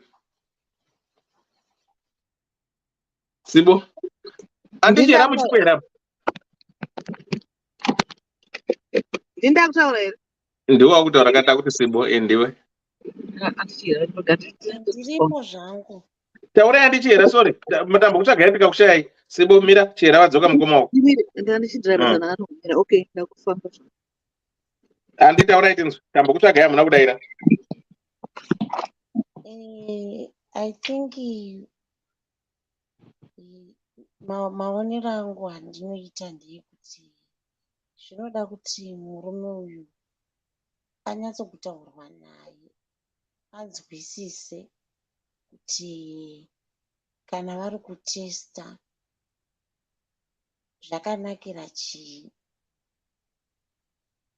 endezve onyatsokuudzwa kuti kutestana kuita sei is not the end of the relationship, but atori mavambo eimwe relationship ichazovapo inenge yakanaka because inenge ichitodziviriraona iye. And also kuda pamwe munomboti muchitaura kuda unenge uchinyanya kuti ini kana munhu ndikamuwana aine chirwere handikwanisi kuzorarama naye pamwe ndozvaanodya. Kana muchikurukura nyaya dzenyu, are you positive or are you negative about people who are HIV plus? Saka izvozvo zvinogona kudaro akazvitoredzera kuti maybe yanegative anobva atofunga kuti akamwana ari HIV plus muchazorambama what all that. Kutesta namaziso, of course unogona kutesta namaziso zvikabuda zviri izvo zvatesta maziso ako, but hazvishandi kuti maziso ako anogona kuona futi zvisiri izvo, wofungidzira kuti munhu mutano, watoona zvake zvakatorongeka pasina kana saini, nekuti chirwere chiri muropa. Saka maziso ako hazigoni kuti ateste kunobudikidzira zviri muropa. Aripo mamwe masainzi aunogona kungoti 1 2 3 plus 3 plus 4 zvogona kubudisa ansa iriyo, but zivazve futi kuti HIV ikombination pamwe yezvirwere zvakasiyana siyana. Hazvireve kuti munhu akaita mapundu kumeso atoita plus, ende wozivazve kuti kune vane mapundu kumeso vanenge vari plus, then koita vanenge vane mapundu kumeso vanenge vari negative. Vachingove namapundu kumeso asina chirevo chiri kumaoko. Saka zvemaziso zvikanzuri zvako, asi the best ndezvekuti mumwe wako anyatso kuunderstand kuti advantage testani zvakanakira chii. I think ndo pamwe pakuda pari kuneka knowledge. Ndo mafungiro angu andinoita zvangu. Thanks auntie. Sibo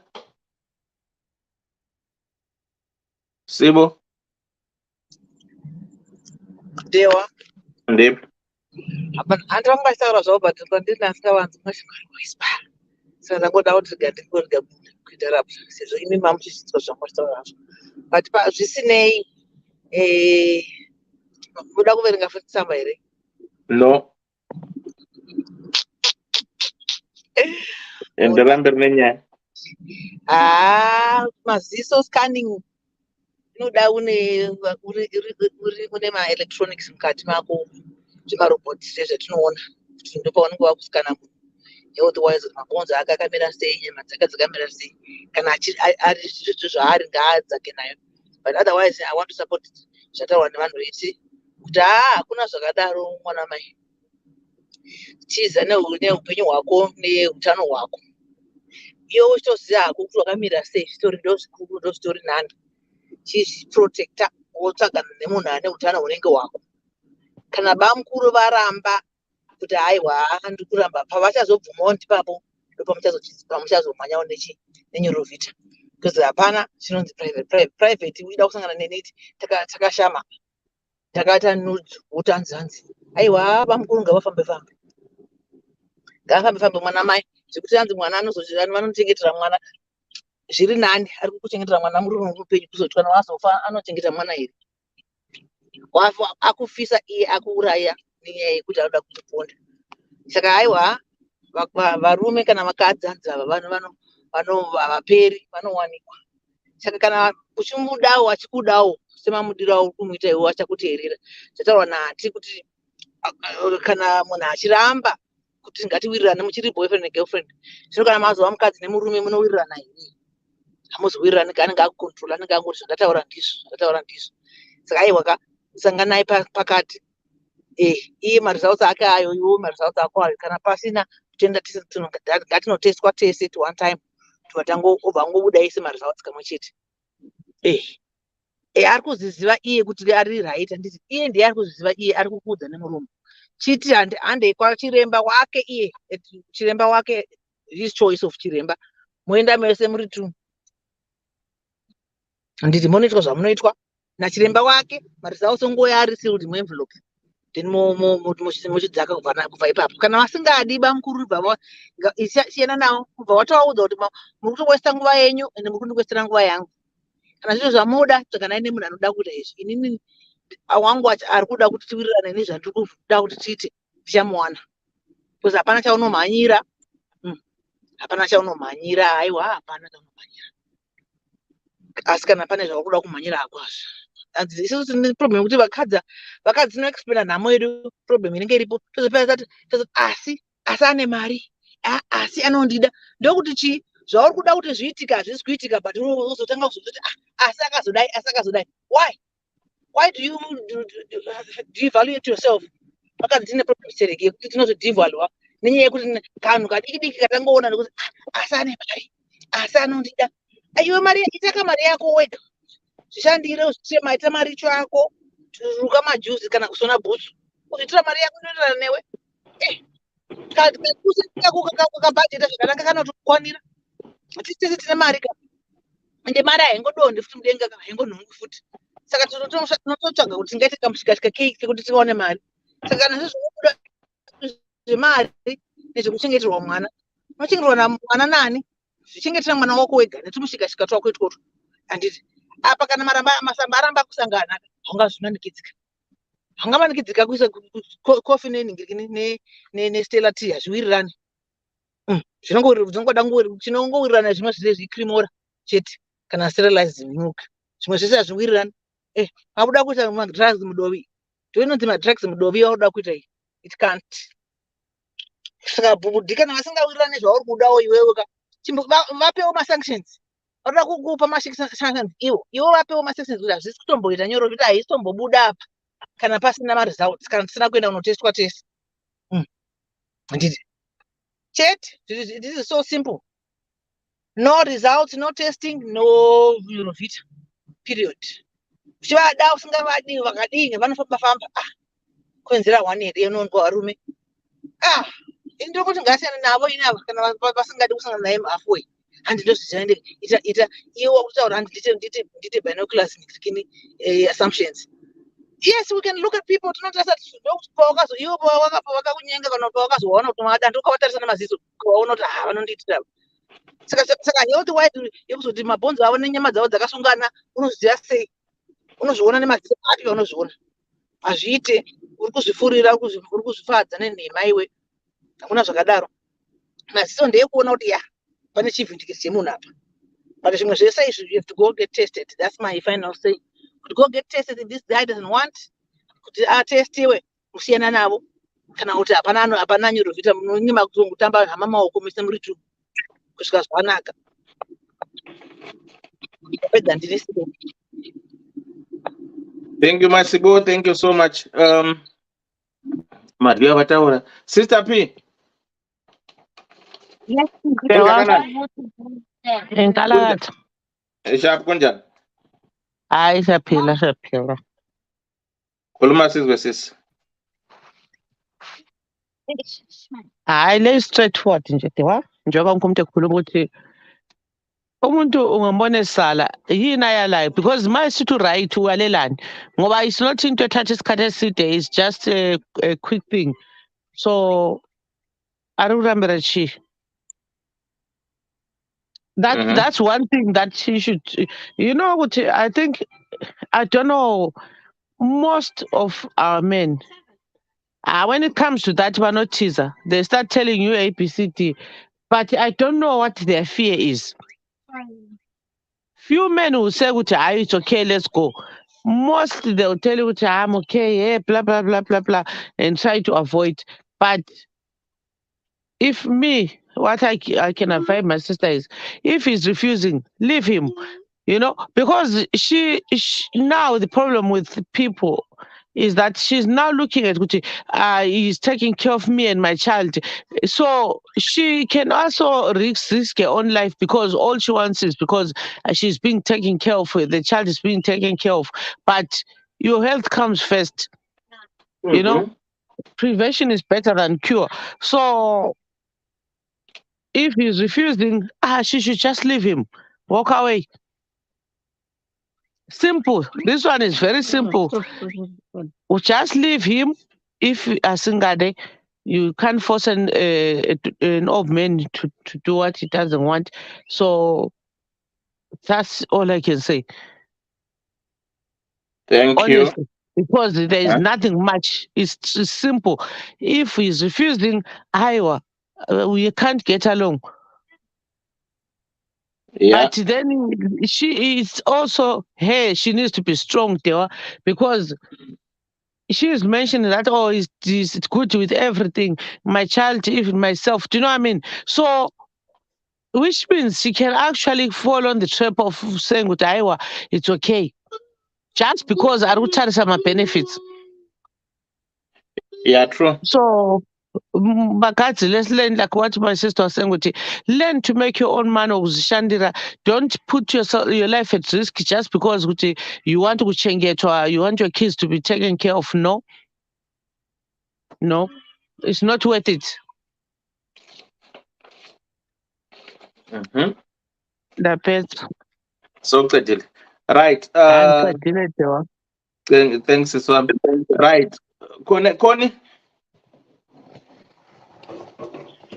I'm still for the noise. Right. Let her sit on this. Mal, you are Dr. Love or whoever wants to talk and talk. Mkoma Paul Wadona. I'm not gonna do end up. You know what?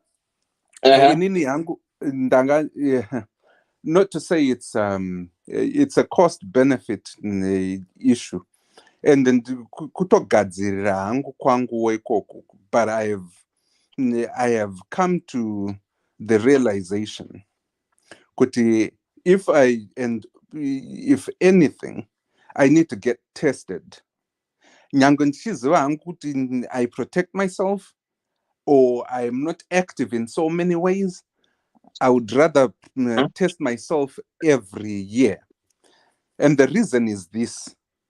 There will come a time pandichawana opportunity yekuita se yokusangana nemunhu kana ndichisangana nemunhu kana kuti kana ndakasangana nemunhu anenge achindida kuti yaitei kuti aone matest angu ndomuti aiwa, I've got my test here anaya, and at least they are about 6 months, and I will do it every 6 months.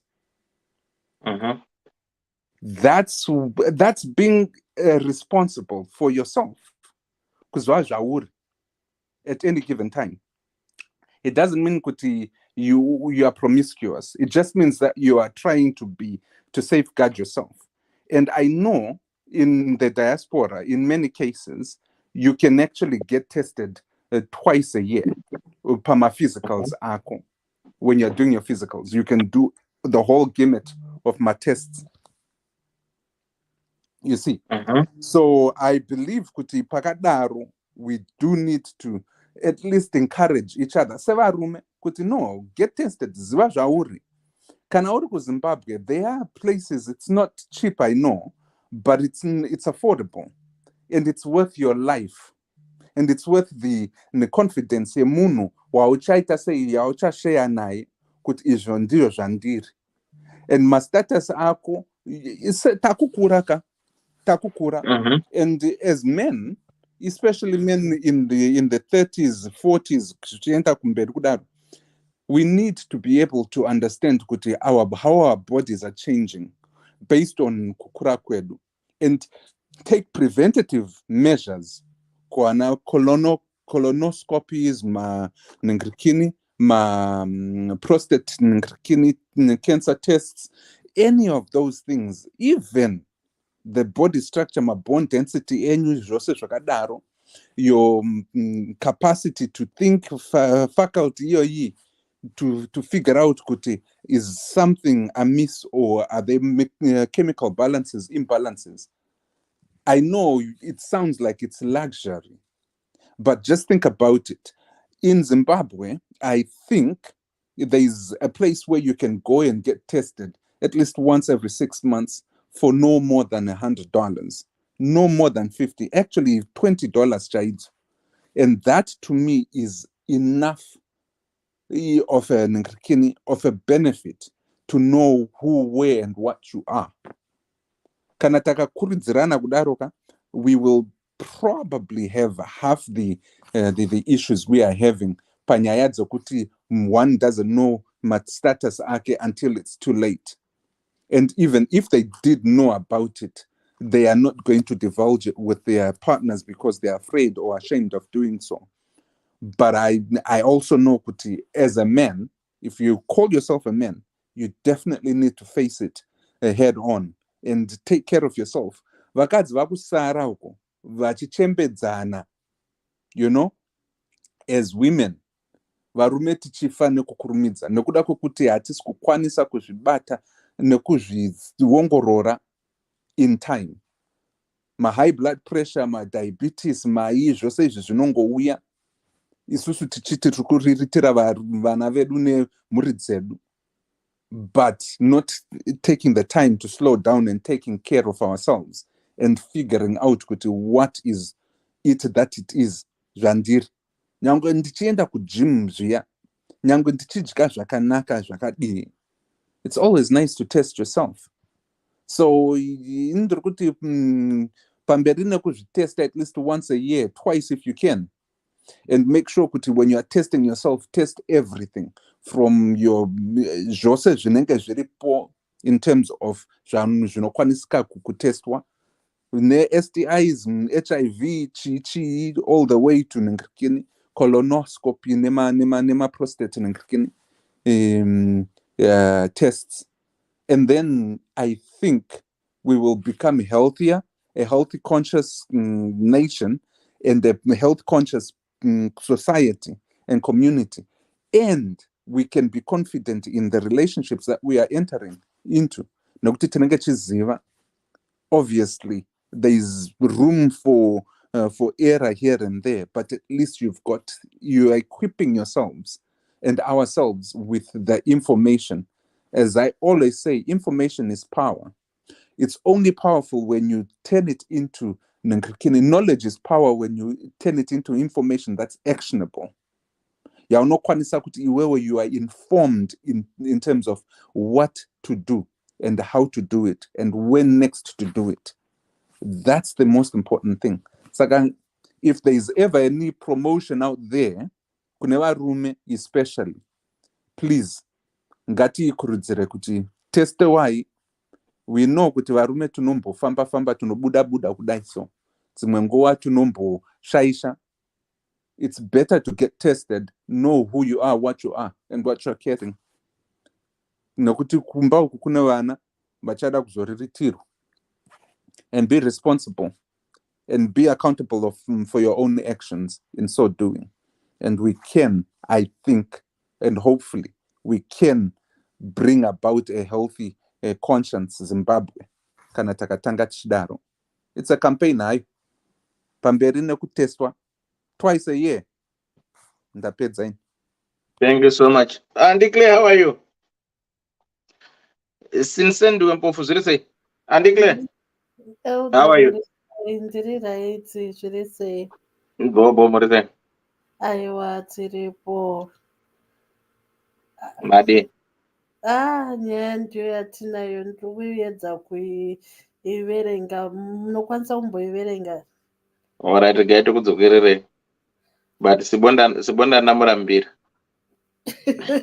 Okay. Sibonda namurambira. Right, nyaya kuti I know my status. You know, Elder in DDC, and I hope I find you all well. Please keep me anonymous. Elder, thanks for this platform, and we are learning a lot. Elder, the reason why I'm here is because last time Pakata were about if you find or see a woman with condoms, what will you do? So let me start by saying I'm a woman age 31, single mother of one. So I'm dating this guy age 43, single with 3 kids, but we are in our early stages. So Elder, the challenge that brought me to this platform is that Muchinda Arkujamuka to have HIV test. Muchinda Ntanga Kuruka Nyaya, you will say, I'm busy. We can't go for test. What? Why can't you trust me with Indiri clean? Elder, this is now the 2nd week. Achiramba Apa was trying to force me kudanyoro ndikatsika madziro. So what I did, ndakamuti urukudanyoro, fine. I bought test kits. Let's test. Akajamuka, there's no need. I know my status, no need to test. Kana uchida ita iwewe.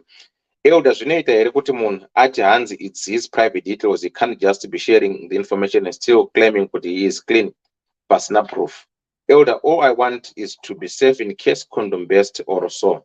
Elder, please, I need some advice and help since I don't know what to do to convince him. Elder, he seems to be a nice guy. Akarongeka, to be honest, he's taking good care of me and my kid. So I don't know if he's hiding something or I should just leave the topic aside. Don't wait a blood test yemaziso. Please, Elder, ndapererwa ndomuda, but my health is more important than anything else. I'll be in the comment section. Munyori une sure ndo zvandotanga nekukubvunza kuti if your health is important, there's nothing to debate. Munhu atotadza ka the first aspect of earning your trust.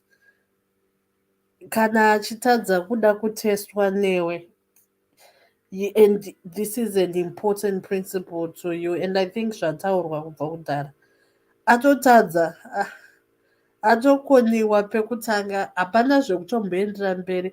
He cannot seem to be munhu akarongeka when his health, he wants to actually understand his status through you, and there's no privacy in a status that's going to affect you and your whole life and your whole well-being. The fact that he is not content to do it, there's no point in even going into an intimate relationship nemunhu akadai. Kungozviroverera pachipiyaniso. We should not even be talking about it. You are 31. I understand you probably have gone through quite a bit of things.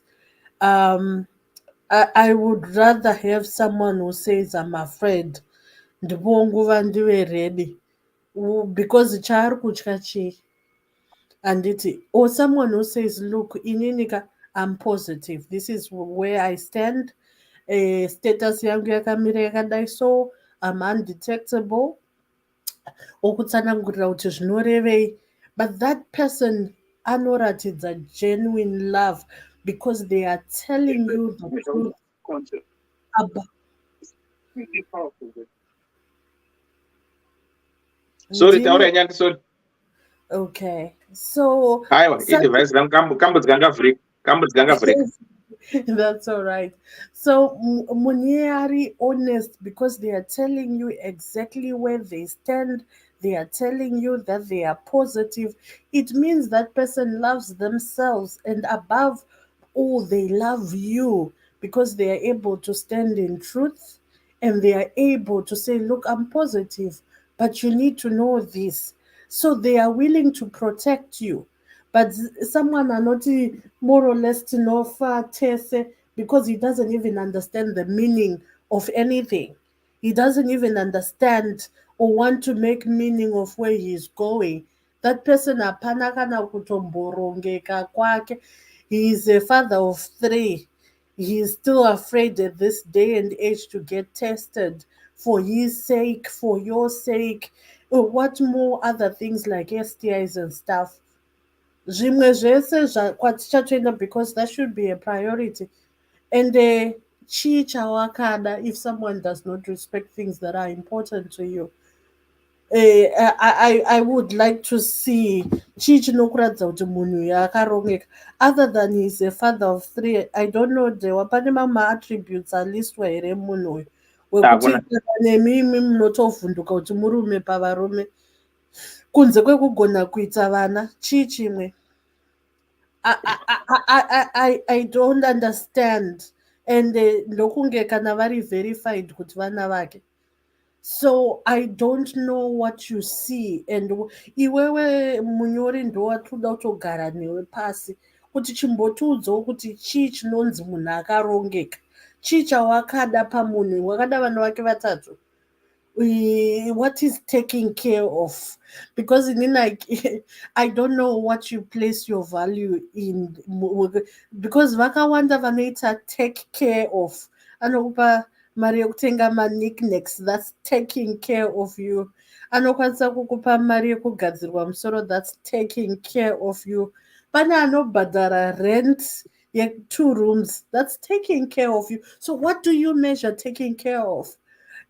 There's someone who is conscious to your needs and values you to realize your dream and reach your full potential, is alert to what is important to you, is alert to what ignites you, what brings you to your fullness as a woman, is aware of your emotional health, is aware of your mental health, kuti mukadzi uyu ndikarara naye anovhunduka nekuti hazive status yake, so inini I should be proactive and see where I'm going with this woman. I should respect what she values.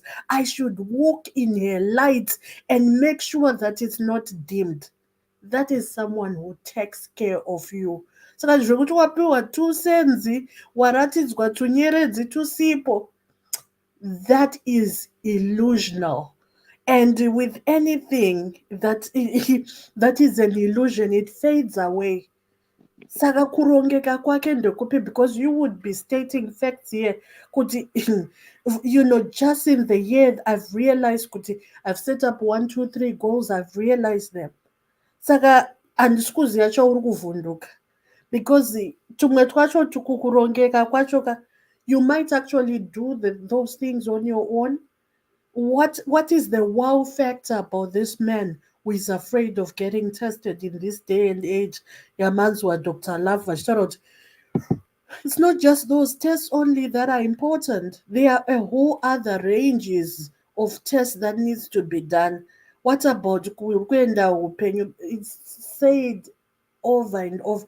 Ambofunga zvese izvozvo here. Kumwana wako nhasi ukangoti kumwana wako, saka iwewe wakuda kuita test yemaziso manje wangwara. What about the other things that permeate other than HIV AIDS, STIs, and what about just your emotional well-being, moving around, not knowing what's going on within you? And if you are the fifth person in the week, do you want to carry that in your mental space and now ponder and wait for the next 3 months to check if you succeed? We have enough challenges that needs our energy, that needs us to be on top of our game. Tichirarama. I don't think we talk about death so much. You are 31. Probably you're left with maybe 30 more years of your life. Why would you want to give 3 months of your life to trauma yausingafane kuzvipinda just because you want to have 5 minutes? I don't think dzinokwanisa kuita 5 depending on how good he is. 3 minutes of pleasure that is short-lived. And then you spend 3 months of your life traumatized, not knowing uchifonera my friends ako nai by the way I made a mistake, nai am I okay, wodzoka futi pano pa DDC. Things that you can avoid by saying, look, you know what, if you love me, if you care about me, and they totestwa toona kuti takamira papi, achitoramba a home test kit. Saka haana kana future newe because ari kuramba because maiona kamuri mese. So hapana future yauri build up. We have just very little time to live on this earth. We were talking about insurance policies and all sorts of things. This life is too short to just hand over to someone, to give power to someone. Kuti chimboita zvaunoda neni, just mess me up. I think you're too precious. At 31, if I knew what I know now at 31, tiza neupenyu hwako.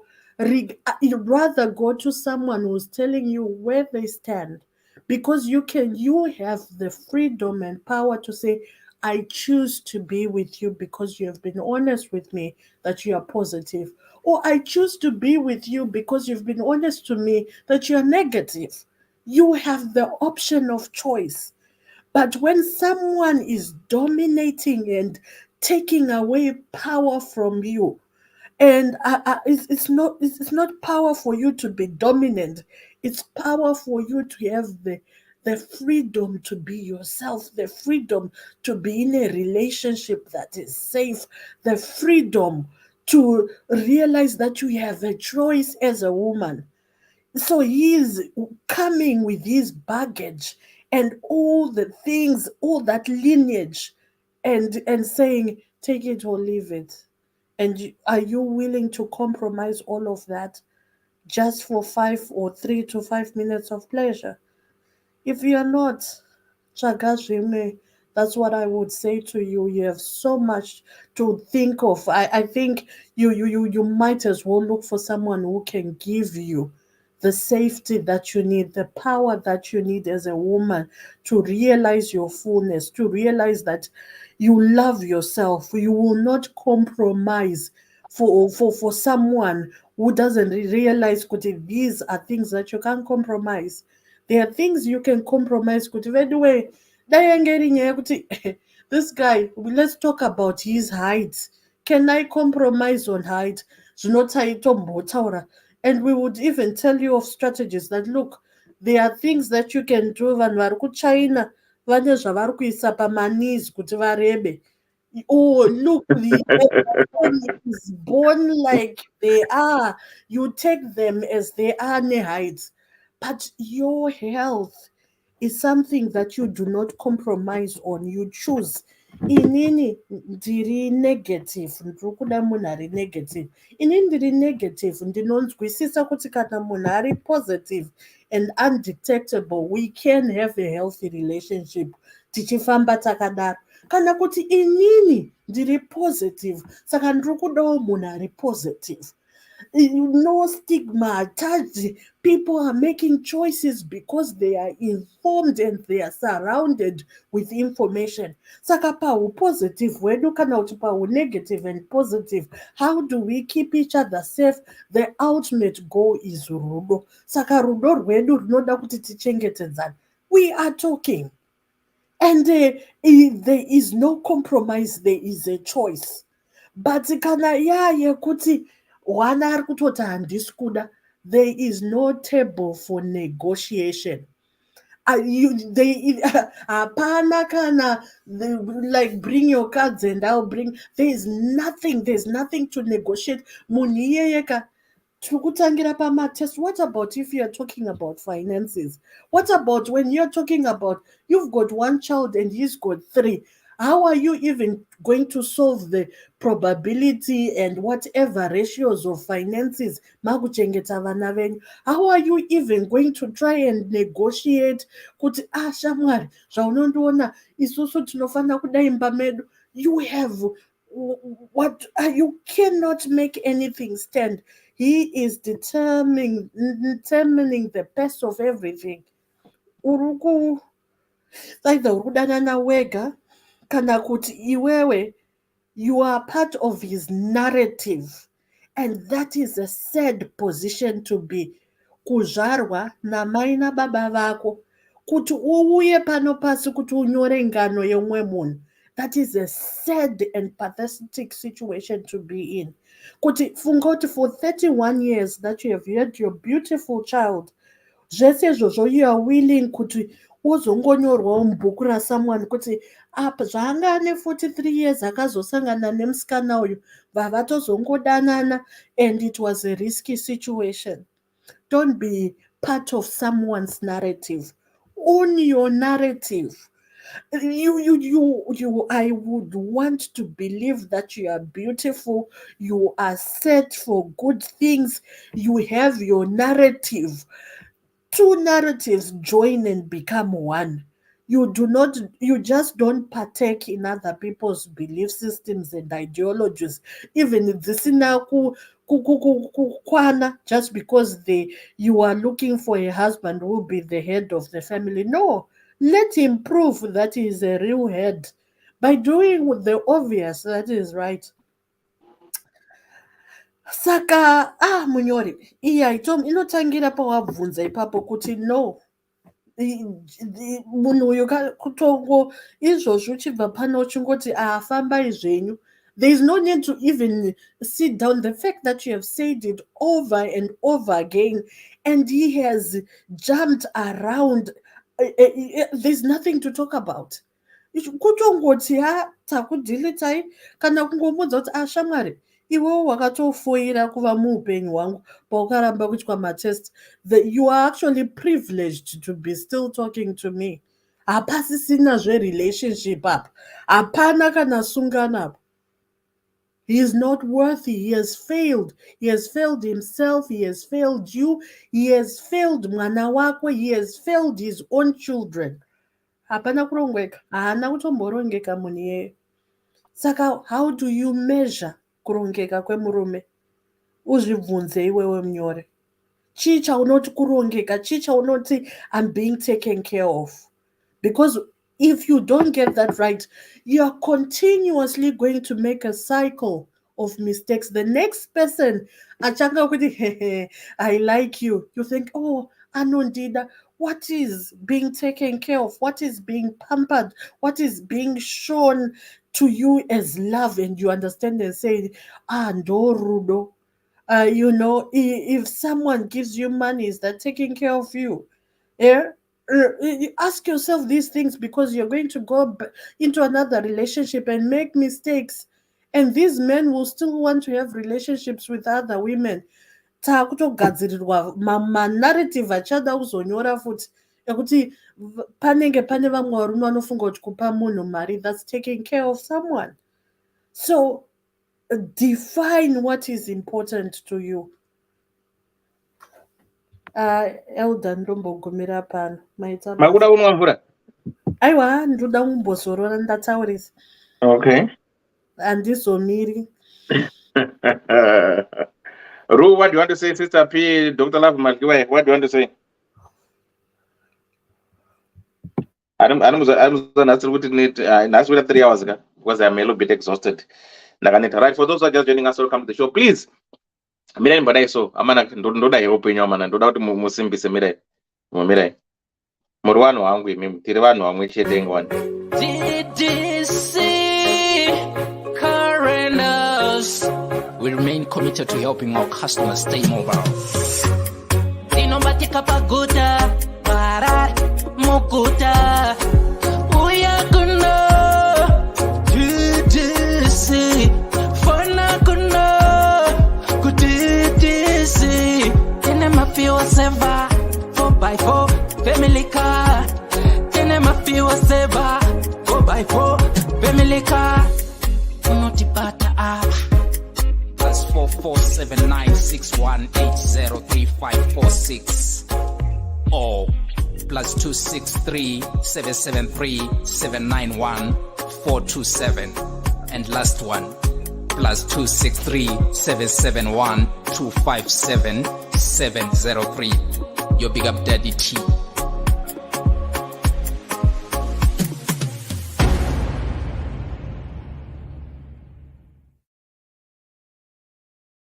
Good people, say. Right. For those who have had this one, no motor inyama zamotikari. Kana uchida drive at nokupa. So what I'm just trying to encourage you, when August is coming, most people are going to August. Saka do your provisional booking was motor yako yakakumirira. You get your car wherever you want to go airport or deliver motor yako motor yako in a full tank with motor in a full tank. Part of my terms and conditions, you pay your 300 deposit, which you get back as soon as you return our car. Saka murdu takada say takayenda iwo kana usuri kuenda yo share on a friend kuti ashamwari yangu kune mota dziri koko chinda takadaro tine ma family cars anopinda 9 days driver 8 seated na driver watch 9 muda kuna new trip yenyu boom mota kura zvenyu ya 150 a day tine ma 4x4 $70 a day dziri off the ground is kuti poto unongochura murdu kana chidaka mushika kuti mupinda makaita dai unokona tiri kutuma Honda wish tinatu tokupa Honda wish yako but vazhinji vanda dzakakwira mudenga saka ndati bata nepa DDC apa tichienda takadaro right vada kutaura ikatione kuti zviri kufamba sei. For those who are just joining us, tiri kutaura nyaya nhasi yemusikana ari kunzi hanzi I know my status. Mwanasikana ane 31 years, single mother, ari kuda nemukomana ne 43 years, ane vana wake 3 different mothers. So musikana ari kuti kune mukomana wanaka wangu achiri ma early stages aya iyowe ndati test kweka iwo mukomana ndinoma ina I know my status ini saka monyeka resofa ndorwara here handirwari zvokudaro ndoda nyoro but musikana ati aiwa handi kuma test mukomana achibva ajamuka musikana vatenga self testing kit kataona hazvinetsi mazuva ano technology Ndatedza mukomana akati ayo uda nopuma uro iweiko ndaudza ndiripo, and that is my personal information I can't share with you. Usandipi muuro iyi. But musikana kuti nai Elda ndoita sei because muchinda arondibata bhoni mwana wangu. Saka ndoita blood test yemaziso here. Vasikazivi blood test yemaziso ndekuti kungotarisa musobva wati mukati anorwara uyu. But ana muromo mutsvuku plus ana kana bvudzi rikwerera anorwara munhu hapo vakutoenda yakadaro. Saka dandoita sei nemusikana. Saka that's the story that we are trying to help this young lady today. Kuti ona wangu hazvimbotyisi unzi munhu ari HIV, munhu akaita sei, munhu anokudza status yake, then motogara a happy life. Mukomana ndangobuda pachena kana aramba kuita zvematest iwe uchizvibvunza wega kuti why aramba matest ende why aroda nyoro, why mashasha enyoro, why aroda nyoro, arida kuti mufeme akawanda here kana kuti mwakapanda mwakambotora nzinanzi latex inonditisa rush saka handikwanisi kupfeka condom. Mumwe anonge achidarowo. Saka vanhu vacho vane mastaira futi, mastaira acho vakomana vacho vanawo futi, neya vakadzi vacho vane mastairawo futi. Vamwe vacho havada kuti macondom adzati anonditisa thrush onzi riri flavored here kana siri flavored handidi, iwe rozoti hauna kana flavored. Ungonzi achipinda makadaro munozongodzura, right? Saka zvinhu zvacho izvi tinge tangoti vaona nendova ziyani vari true ndovanoziva kuti vakapfeka here kana kuti havana kupfeka. Vamwe vanoputikawo voramba chingota carry on, but I think rikaputika unonzwa kuti kakunaka kaka kane kazoti tsvatu kane kauna kacho kane kati but munokaigona kakunaka yaka kumuramba muchienda kuzopesa zvarinenge rararopotika. Saka murudo ndakaita sei takaenda ndonyada itaura yanhasi iyi kuti muchienda ari kuti inini no nditoripo iwe chimwe ndarisa soungoita blood test yemaziso but chimwe kuchiita sei chimwe chiri kujamuka. Right, for those who want to join, there's the pin there. You can just follow the link and come in. Right, and if you want sister P varipo, Mario varipo, Dr. Love varipo, Ru varipo, kana pastor doubt oraga, I can easily say, maita basa wakumanda kuita sei ndakurara. Right, and in items. Ana doubt again zvakwana. Wozi ndautorara, ndakaneta. Chirara izvenyu. Taura izvenyu. Right, so good people, sorry so much, I'm so exhausted. Regai tingoti murudo takaita sei takaenda kumwanasikana tinongokuti inini my closing words ndeyekuti wangu sex ndo ma 2 minutes noodle, sex ndo vamwe vanorova madama refu ma 1 hour kana vari kuenda ma 1 hour, sex ndo ma 10 minutes 15 20 zvakudependa. Asi tiri kutaura about your life here. You are 31. Une mwana hausaona muzukuru. Izoona ndebvu dzachena takuma 53 tatone vazukuru. We are munjanji chaitsokupa results apo ngi. We are happy. Haudiwo here kuita upenyu hwako wekuti hausi kukotsora. I'm not saying wari kurwara kwashora no, but pane pekuti kana wakonzerwa nemunhu usikazivi, but kana wakonozvibatira wega nhindi yemago, that's your personal choice. Iwe unatsoziva kuti clean, munhu ari kukurambira. Why kuda kuita test blood yemaziso? No, blood test yemaziso ari kukurambira nema reasons. Yes, angakuchengetera mwana wako, but kana wakuzorwara anokwanisa kukusiya. Kune macarriers avarwari vanoenda njanji chaidzo hadzirwari, macarriers chaiwo, they just go and spread. Iwo maybe iwo unobva ungoda kubva warwara, then what's going to happen? Like what you've said, kuti my health comes first, and that's the fact and that's the truth. Your health comes first. Be proud of yourself. Kuti kusvika utete unongoita kwatodonza. Saka chirega kuda kunyengerwa nekamusuwa unga hove because munhu ari kuchengetera mwana wako. Anomboita dhurei kumwana wacho kuchengeta pari kuita? No, kana aramba musiye. Kana roda gwangu mupfekedze tutu makondomu acho until azoziva kuti no handi kutoteswa, and rega kuti akuigire maresults ega aanenge abika zvake munemba computer. Ita kuti handeitese munoteswa mese. Those are my words for you. Usafurirwe nekusimba. Vari kunosimba, vari kunounda, but iwewe unenge uri a smart person. So on that note, that's what I want to say. Guys, can I find out 2 words again? Word of advice. Mpe 2 words 10. There was a two condom ashande, just saying. it actually increases the possibility of it breaking. Aiwa, tiri kumuti kana ari kuda hake pamwe adake kugwanguka kuti ndachingoti apfeka hake tu hatingati. It's even a higher risk, better one than it. Yes, hakuna zvakadaro. Indaimboisa furiziti mukati ndopfeka kondom pamusoro but ranga risikaputiki. Amen, no, but it's a higher risk. Mazwa method yangu.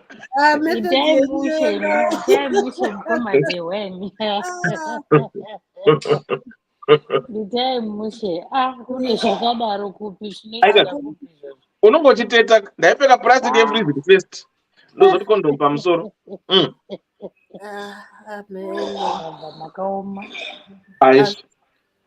Yeah, the risk asi munomboziva kuti rikaputika unonzwa kuti raputika, munoziva zvinonzika dairaika macomrades dairai. Okay. Unotorinzwa kunaka kwacho kunobva kwatosiyanawo futi. Inenge yapoya unenge wakutoziva kuti apa haiwa apa. Ya unonzwa kakutapira aka kaka. Kanenge akumberi aka. Malikwaya vari kusekana malikwaya. Zvinhu zvacho. Taura hindi nzotiti hamandaura. Taura hindi tichimani. Inini yangu ndongosara ndichiti kana ari musikana hanzvadzi yedu 31 is not old kuti aite fuzi. She's old enough to think for herself, and I think she has been doing it, doing a great job of kunonzwita sei kuteererawo zvinenge zvitaurwawo nevamwe pano kuti no, rudo harusi rwekutenga, hautenge rudo nderwekupa for free.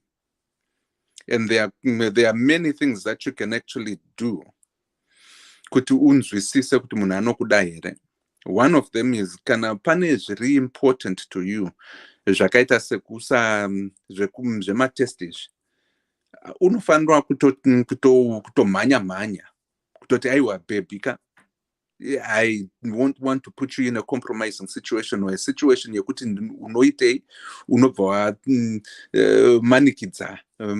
manikidzana or I don't want you to be under pressure, and it's only a test.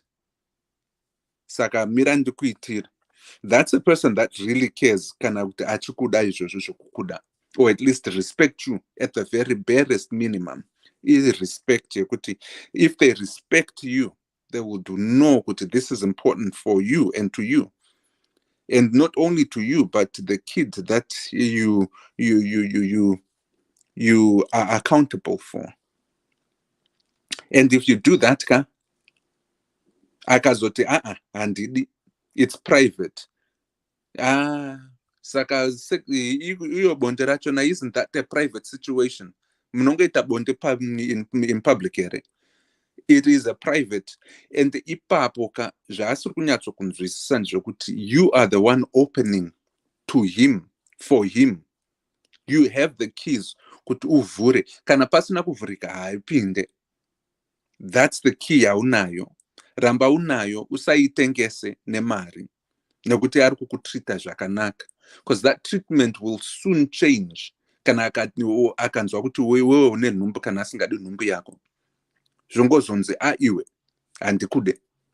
That same treatment yekuti anondifarira anoda mwana wangu, it will change just like that. Tunozviziva, you've been in relationships where the very person your baby daddy would probably have given you all the lovey-dovey nonsenses, sweet nothings, and things changed.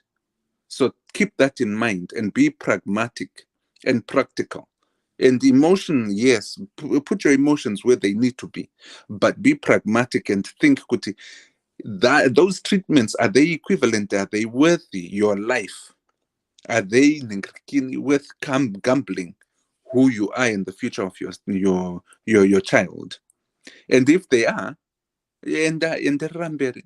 But in my humble opinion, there is nothing worth your life, not even bondere 10, 20 seconds mchifara, 20 minutes mchifara, an hour yacho nayo mchifara, and have a long, a shortened life because that's what ndizvo zvamuri kukurudzira. No, I say no. Ipapo ndaramba hangu. And I will say no till you get the idea yakuti there is nothing worth your life beyond that. And you don't sell yourself for the small attitudes of a small person. Asiri murume, asiri kuda kuita zvinoitwa nemurume. Ari murume chai. Mirai, hold on. Pane munhu anyora panapa ka? A long paragraph. Mandikuerengere munzwe. Anonzi Cindy Cynthia Black Diamond. Hands long reply alert. Same question was asked to someone anga ati ngatidana naye mentioning yekuti yemwana every time. First I had to ask a question. Why was he so broad and why with me? Which he failed to answer. It needs to be asked as that's all he talked about. As much as I'm single and looking forward to have a child, I'm not Murain waiting to pick up just like that. Kind of desperate like. First mistake people assume mid-30s or in mid-40s are desperate to have a child and will jump to the opportunity. I explained clearly what I expected of both of us, not just him. A test first before anything, he agreed. Tighter through text, then went and brought test yangu, took a video throughout unpacking and testing and results. Results show negative, but next thing I got was text a good argument here. Don't you think that is too personal? I was heated mono achipopota to the point where I was not where I was now being asked if I were positive, hence my obsession despite my results. Sisi, so kurara nemunhu moita mwana isn't as personal as HIV status. My advice is to move on. If you can't respect that one crucial thing chaunokoshesa ko zvichateera kunzi trust me haishandi or ndiri negative. I don't know it. I need to see it because ndakakuratidza saka tionewo yako. I'm learning later in life that we show people how to treat us. He got you right where he wants you because now you are contemplating as he seems like he's good to you and you will be to you in the manner, but learn this, he aren't doing good to you any favors. At the moment, what he's doing is well expected of any responsible man, so no brownie points there. It's part of the role, nothing special. Mind, we have been accustomed to men who do not know who they are, maybe not entirely true their fault. Sissy, maybe no one taught them how to do any better. Now maybe you just have met that one who has been home trained properly. We may think he's doing above and beyond. This could be second nature because of the training. I commended him for that. He has my respect, but I'm not putting a golden star on his book for you get me. He's just had either a good dad or a mother family teaching him right. A man who loves you. If you sit with him and discuss good baby, this is very important to me. I know you have heard your beliefs or how you do things, but this is who I am. Might flip to start with. If that's not him, in shock, but will come around. He's supposed to set the tone to the relationship. He has completely lost my respect as quick as he got into as quick as he got it, because this is more important than a meal right now. So if this is how he is going to react, means we are going to handle the future crucial discussions in this fashion. I dare not. You both should be able to discuss about important things as people who care for each other and to plan their future together, unless he doesn't see you as a future with you. I would not compromise on my health no matter how much science has moved on. Hence, you don't see me someone hanging around other illness because they know have treatments. Sound selfish, but you are your own number one priority.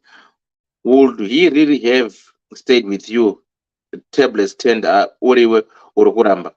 Okay, it's okay. We are not testing. No problem. I'm very sorry. We can no longer see each other because I took you as a responsible and caring man, and sissy both to move on in the right direction. But this is important to me, and I can't compromise on my health for my sake and my child. I hope you find what you are looking for. I wish you well.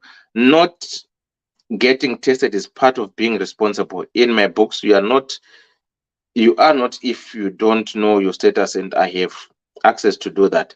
I excuse anyone who doesn't have, but if you are in the UK, you can even get it don't done for free, like the full work, full MOT. Even on the road, our one could drive a motor is an MOT, so we should not be accepting monasna MOT both ways, men and women, unless it's not your priority. Messy being on the same page always is important. Either you risk messy or be sure messy not have my one-sided risk, because mangwana it becomes one risk this for you, I did 2 3 for you. Munanyoro apa bataka Yeah. anyora anyora damba refu chaivo. ndaiona kuti Ddc uko munanyora Aiwa anyora. undinomba mastaka na 10. Dr. Love mam chiri kutaura nditi. Sorry doctor ya. Oh no, ndanga ndangopedzisa ndichiti kana zvichida I would hope kuti nyaya ino ichabatsira vakawanda, cause tinonyara ende tinotya nekuti umwe wedu atawana be it a lover or a potential husband or partner for life.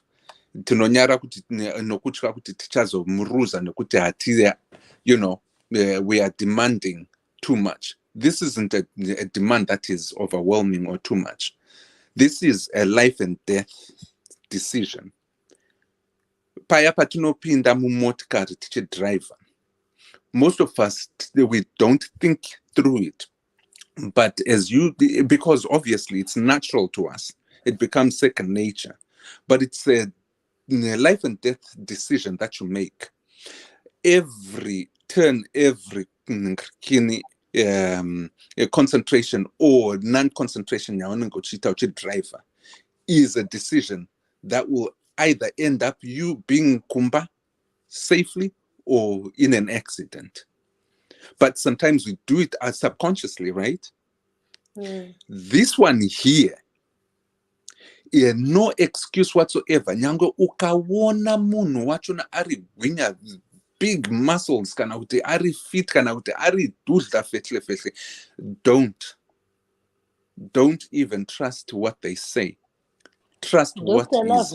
Dr. Lavo, chamuri kutaura izvozvo zvotine mafuta ekutsuka aya neizvese neekuvhara masikazi ehips. Hauna chaunoona. Vanhu pane chikafu munhu anodya mapiritsi acho agomubvuma agomira apfugoti zvese bho. Nokutaura chokwadi pano. So don't. My test, yeah. And make it a habit. You go kuma annual tests. Do yourself justice and test yourself along the way. It won't take you much longer, extra time. It is worth your life. And it is a life and death decision, Papa. And I would hope kuti varukutererao moendawo moita ma-appointment enyuwo ekunotestwa kana musati matestwa. And then you never know what you might find out. ipapo pama-blood test yenyu muchazoona kuti ko zvanga ndine high cholesterol, potential high blood pressure, kana kuti diabetes, kana kuti zvimwewo izvi zvinofambawo nekukura kwedu. You are actually helping yourself minimize or at least catch those things that could otherwise be potential harmful to you in the long run. Curtail them now and make sure that you find and discover them while time is there. It won't be for my STIs. It could be many other things. Saka upenyu wenyu ngauchenjeru. Be proactive. Don't wait until marwara kuti muzonowana my blood test. Kana kunoita my blood test. Do it now and do it as frequent as you possibly can. Ndiko kukurudzira kwangu ikoko.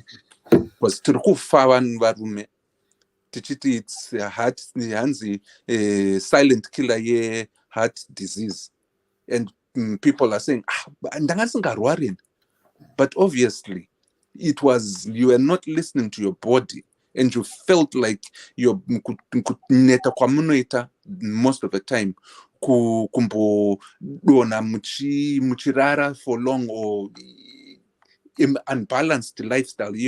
That's life. But unfortunately, underneath it all, there are things that could be brewing up, things that will be collecting, things that will be growing, that might actually end your life sooner rather than later. But you had the ability to find out sooner and be able to be proactive and guard yourself for the long term. Varume hatidi kudaro. Tunofunga kuti takangwara tine simba, as long as we are working, as long as we are walking, and as long as tichiri kukwanisa kukoira msana uchiri wakasimba tiri right. But we are shortening our lives that way. Did I hear that one from you? You are chopadish. Right, good people. There 1 minute wasara ndipedze 11 zakwana. Ndapita 1 minute yakundobva ndadonha. Thank you. Nyaya yekuteswa yamuri kutaura Dr. Love yakakosha fani. Yekutestwa. Okay. Just annual check yekungoziva kuti body yakamira sei. Last year ndaingoti ndikangoti shande ndobva ndanzwa kuti ndaneta ndotarisa inga ndokudya zvakanaka wani inga ndokudii, only to realize that my vitamin D was low and it was causing all the problems that were arising with my physical health. Kusvika pakuneta, it was just vitamin D lacking. Vitamin D ndoyezuva. Yezuva iyoyo nemuchikafu nekudii ndoyeileka. Kwakutopiwa ma-supplements I think I had like 6,000 mg to just pump it up to the right ningirikini levels, and it made the difference. Munyori ndoda kungoti ine hangu murume uyu kutaura chokwadi idawa. Udawa hwake huri pakuoneka pakuti ari kutungamidza iwewe pamberi pehondo. Saka kana achizviita something that is so important as well-being, his health, what about all the other challenges? Life is about overcoming challenges. Every day we are overcoming challenges. The first hurdle, musati watomboita imwe problem muupenyu, is the hurdle yekuziva kuti status yake yakamira, which should not be a challenge. If that has become a challenge where he is now, look at how this man goes to war. If you understand life is about overcoming challenges, you would understand kuti every time you want to go, pane vari kuimba. Sorry. You want to be, you want a partner that you will go to battle naye uchiuziva kuti no, he's got a full armor and he's able to stand by you not kuti munhu akutokupfeka iwewe kutokuita iwewe the armor inonzi chiko nechishona akutokuita iwewe akutokuita iwewe shield yehondo. So he's putting you in front, so whenever a challenge will come through nemunhu wauri kudanana iwewe ndo uchatanga kufa. Facts of the matter. Whatever it is, you are his shield. He will use emotional blackmail, and that's what he's doing. He's making you feel guilty for asking the right questions, for requesting for what is rightly important for you to feel your fullness as an individual before we start talking about you as a woman.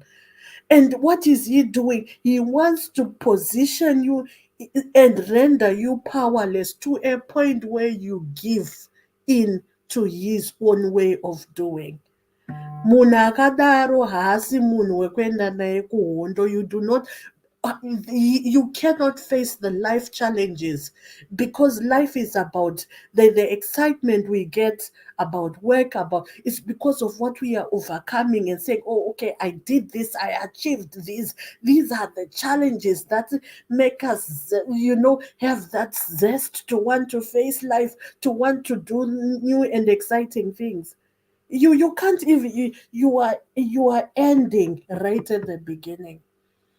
Tsvaga munhu wekuti kana uchienda naye kuhondo unoziva kuti ndine munhu wandinorwa naye, we are in the battlefield together, kwete kuti iye akutokushandisa kuita hata yemugomo, and yet muri kufanira kuita kunge muchishandidzana mese akutokuita iwewe hata.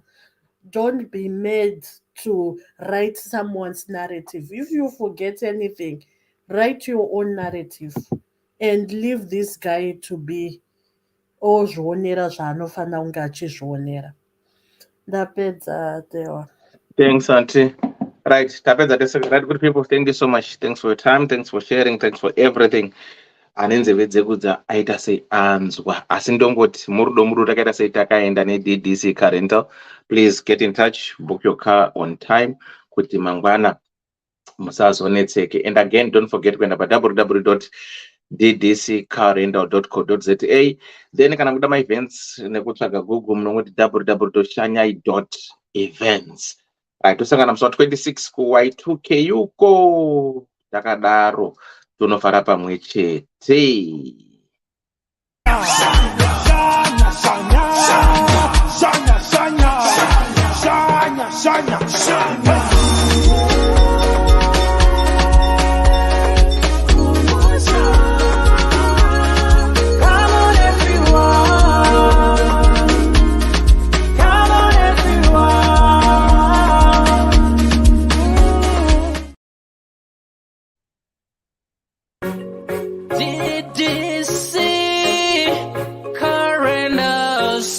We remain committed to helping our customers stay mobile.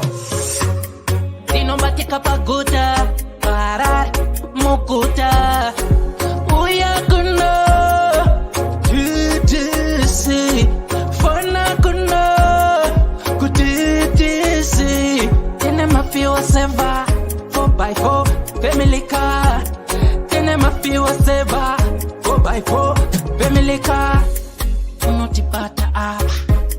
+4479618035546 or +263773791 and last one +263771257 your big up daddy T.